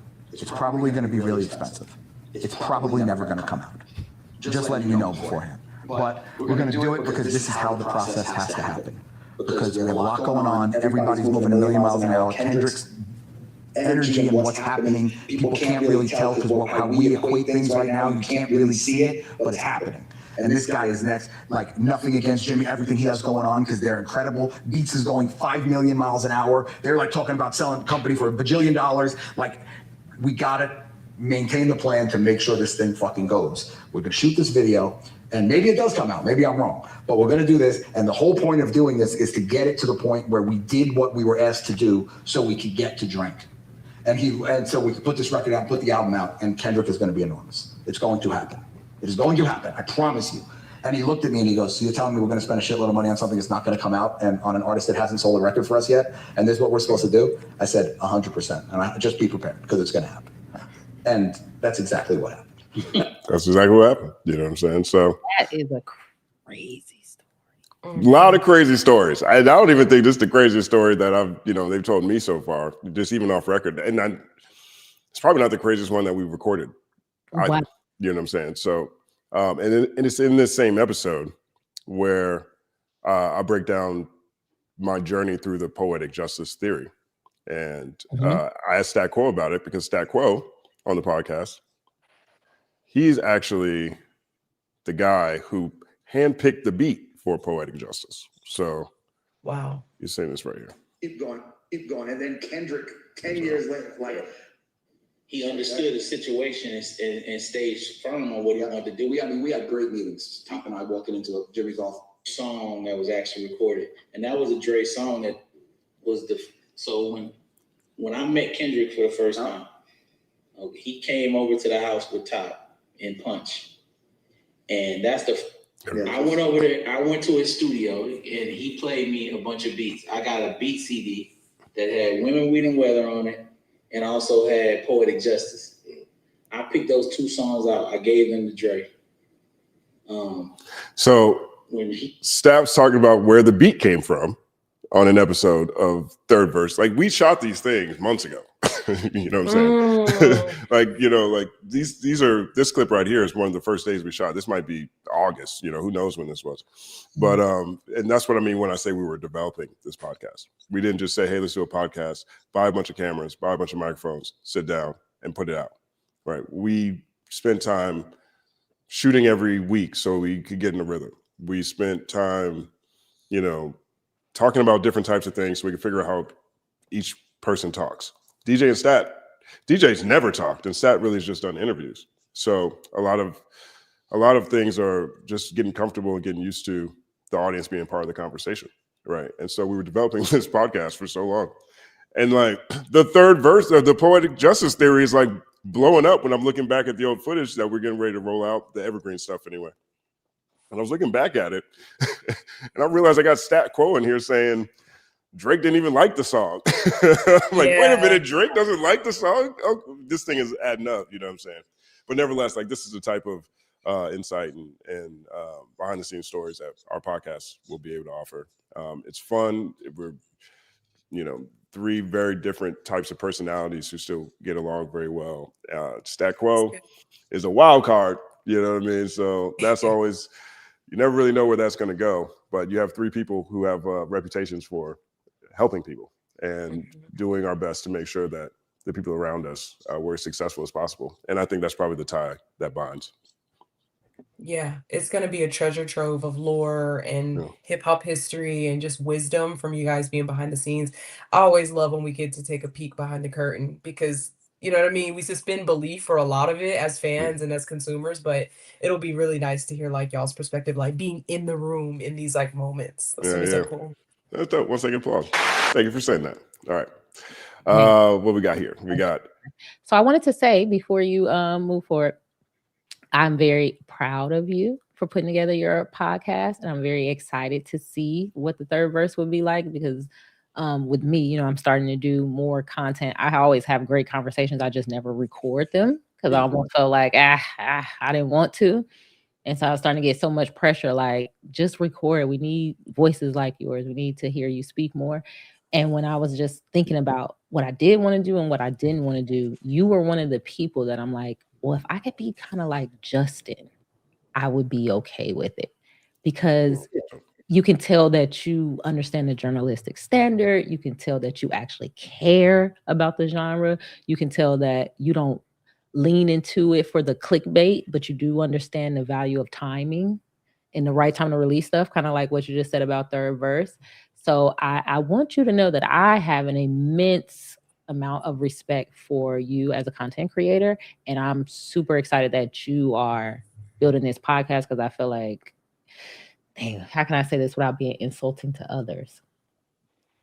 We have a lot of people who cover current events, but it seems like you're kind of bringing back the independent version of high level covering of it.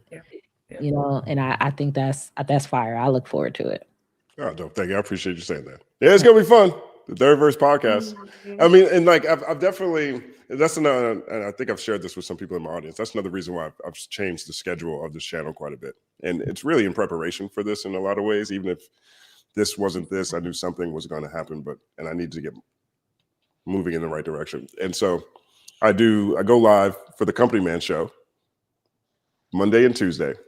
I'm still trying to land on the day or land on the time.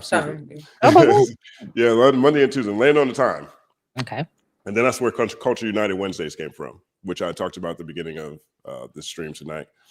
But I do feel like I've always, again, looked at hip hop as not only culture, but community. And I do my best to foster it wherever I go.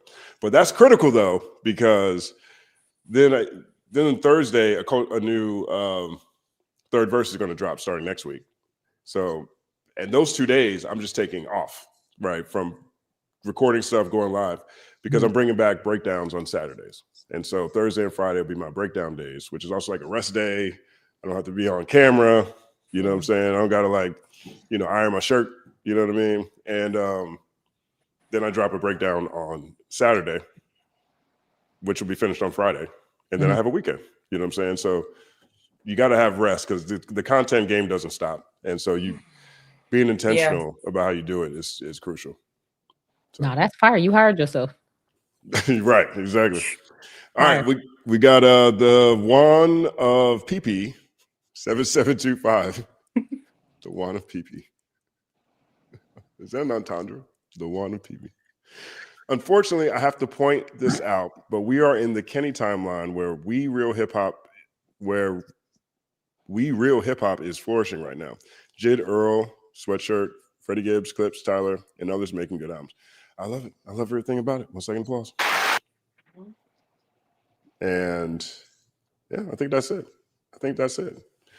You guys have anything you want to anything you guys want to talk about? You guys want to show the audience? You want to talk about something you're working on? You want to show them your landing pages, and we can go through some of your videos and break down the stuff that y'all doing? Whatever you want. Ooh, do I want to do that? No, I don't want to do that unprepared, but I did start a Patreon. Okay. I kind of took a reverse stance. Usually people are like, oh, you have to do stuff on YouTube first and then blow up on YouTube before you get a Patreon. I actually did the opposite. Yeah, is it working out? It is. It's kind of interesting because now I have like a curated audience. And so I've actually been having the reverse feeling that some people have, where it's like, oh, you're putting something out, you're recording a video, you're doing something, and the whole world is going to see it. And it's kind of like what I was saying about rap, how you dilute things sometimes, because it's like, well, I want this to be like applicable to the whole world. But having a small community, like I really only need to entertain this group, and learning about why this group decided to sign up for it, what they like, because really what I'm doing is making a whole bunch of shows. It's called the Element Lab. And because, I'm multi-hyphenate, so I can edit audio, I can edit video, and I'm very creative and organized. So it's basically all of the shows that I've ever wanted to do. I'm just like making the pilots and practicing and playing, doing fake radio show, just playing, like literally just playing around in the Elements Lab and Patreon. And I found it to be kind of fun. It's like a reverse thing. Instead of like, put this video on YouTube, can you get 1 million views? It's like, can you entertain these 100 people consistently where they actually spend American dollars a month? Right. Which is a different challenge. And I've just been having a ball. And changed my whole living room around, plugged up all my gadgets. Yeah. So that's awesome. Patreon.com/LJanelle. And so that's what I would like for you to check out. I definitely would like for you to check out Chill Spotlight. Spotlight 8 came out. If for the people who like the lore, you'll notice that it went Spotlight 6 and then it went Spotlight 8. And you may begin to wonder why, because that answer will be coming soon. Definitely check out. Yeah, you see? Is it what I think? Is it what I'm thinking? Hey, you be thinking. I be thinking. I ain't get all this 5 head for nothing. I be thinking. Yeah. I got my bangs over there. You can't have bangs like me. Word up. Word up. Also Samurai DX. Also Billy Blue is on 1st and 15th. So I would love for you guys. So fire. Billy Blue's so crazy. His voice is insane too. He's insane. So like, oh my God, why am I shaking my booty? It just happened. So that's The Life of Pedro. We also have a rap punk duo on our label called TDK. And I was very I got their merch. I got the balloon shirt. I'm very surprised. Yeah, I like that. What that music is. I don't think I'm supposed to say that as somebody who works at the label. I think it's amazing. Like rap. I think you're supposed to say it if you work for a label. Rap punk? Yeah. I was like, Then I started listening like it makes so much sense. It makes a lot of sense. So I'm excited about TDK. I'm excited about my Patreon channel and just playing around with a whole bunch of. It's fun because it's almost like I feel like a kid in a candy store where I don't have like certain deadlines or certain themes. And then my plan is what's going to happen is something is going to stick where everybody's like, please do this one again. Please do that one again. And then maybe I'll put that one on YouTube or whatever. But I think that's all. Is that all I want to? Oh, and merch. We got merch. Samurai DX shirts. Go to 1stand15th.com. And I think that's it for now. Word up. 1 second applause. LJanelle out here moving, got motion. I know motion when I see motion.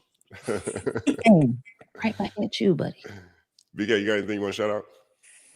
I guess just the family. Look at the Material family. I'm like on my way. I'm a small creator cultivating that audience. Also trying to figure out like what people you know, want to see, but also staying true. Like my homeboy Tyrone, who is a traveling violinist, we went to high school together, and he's like, just create for creating's sake. Like, as long as you keep doing that, then it's gonna align. You're gonna align yourself where you need to be. Like, just keep putting shots up, keep creating for creating's sake, and like keep that the main thing. So, just cultivating the LATM audience. I finally figured out my Twitter password, so you can follow me on Twitter at Yeah. LATM Pod. Are you gonna start using that one? Are you gonna start using Yes, it? yeah, Okay. I'll use both. I'll use both. The BK, you know, I'll use both my personal and the brand one. But Yo, like, it's so yeah, funny because the other one, the No Sleep Till Brooklyn one, like you really don't post on that one either. Like that one, like that's the wrong. like You're because not following. I'm following both now. I know you just found Well, the not. LATM pod, I but the saw other the one, one that the you're other following, and you're not. That's not me. that's not I you. have. It had a picture of you on it. It's sleep with 3 E's Oh, instead of. But I so saw is it. are they just a clone of you? Because there was a picture of you on that page. Yeah, it might be a catfish situation or something. But I tweet like Uh, incessantly, so that's why I'm okay, like, oh no. But okay, Do you? but that's yeah, my fault. no, you're good. I'm Mhm. also getting into the I don't know. It's this political season right now. I'm working on a video about Kamala Harris, and I'm working on a video about the new there's going to be a primary in Texas in March of next year. Jasmine Crockett versus James Tellerico. So we're getting into all the things, you know. Hopefully we She's can. running for Senate, right? She's running for Senate. So is James Tellerico. There's a lot of like back and forth about um where they get their money, what do you actually stand for, what's rhetoric, what's policy, and also just breaking the myth of like, oh, I see a black woman and so I must like go for her. It's like, no, we can also be tools of like empire as well. So I'm always representing for the black leftists. I'm not a liberal, I'm not a Democrat. And so I kind of just I want to carve more of the space for like the black female leftists, because I can't with the Michelles and the Kamalas and the Jasmines. I think there's a place for that, but yeah, there's more to be said. So we're working on that, and then I have a reaction channel with my partner BK Mogo, and we react to everything. We just reacted to Dave featuring Kano, which was like kind of new guard of the UK rap scene and the old guard having a conversation over dinner, 6-minute track that felt like it went too fast. So really That's cool a good stuff on the problem. That's a horizon. good problem to have. Yeah, exactly. So That's what's up. I know motion when I see motion. Congratulations. One second applause. Word up, man. So that's the show for today. We're 2 weeks in a row. Culture United Wednesdays. Every Wednesday, tell a friend. Big thank you to all the moderators for managing this conversation. Andy Pandy, I Got Fame, Lils, who else is in here? Bucktooth. Who else we got in here? Deluxe, the champ. 1 second applause to you all. Big shout out to everyone who watched and enjoyed this conversation and left comments. 1 second applause to you all. Big shout out to everyone who left super chats. We like super chats over here. Super chats now. You know? 9 second applause for super chats.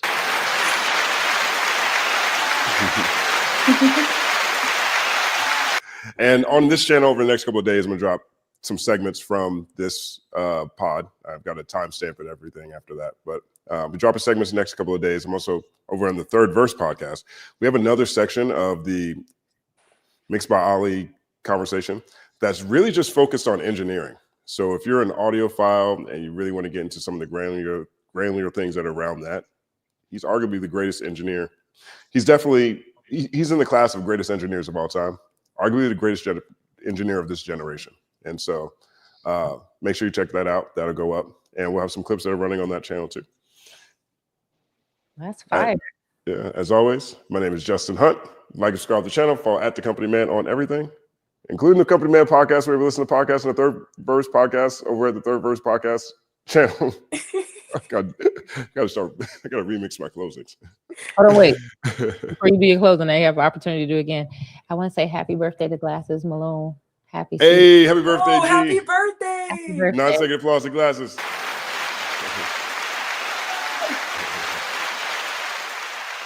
Okay, I have to do your closing again without with it. Go ahead. There you go. We got it. It's all happening. Bye. All happening. culture united, our culture united, our culture united, our culture united, connecting all over the world.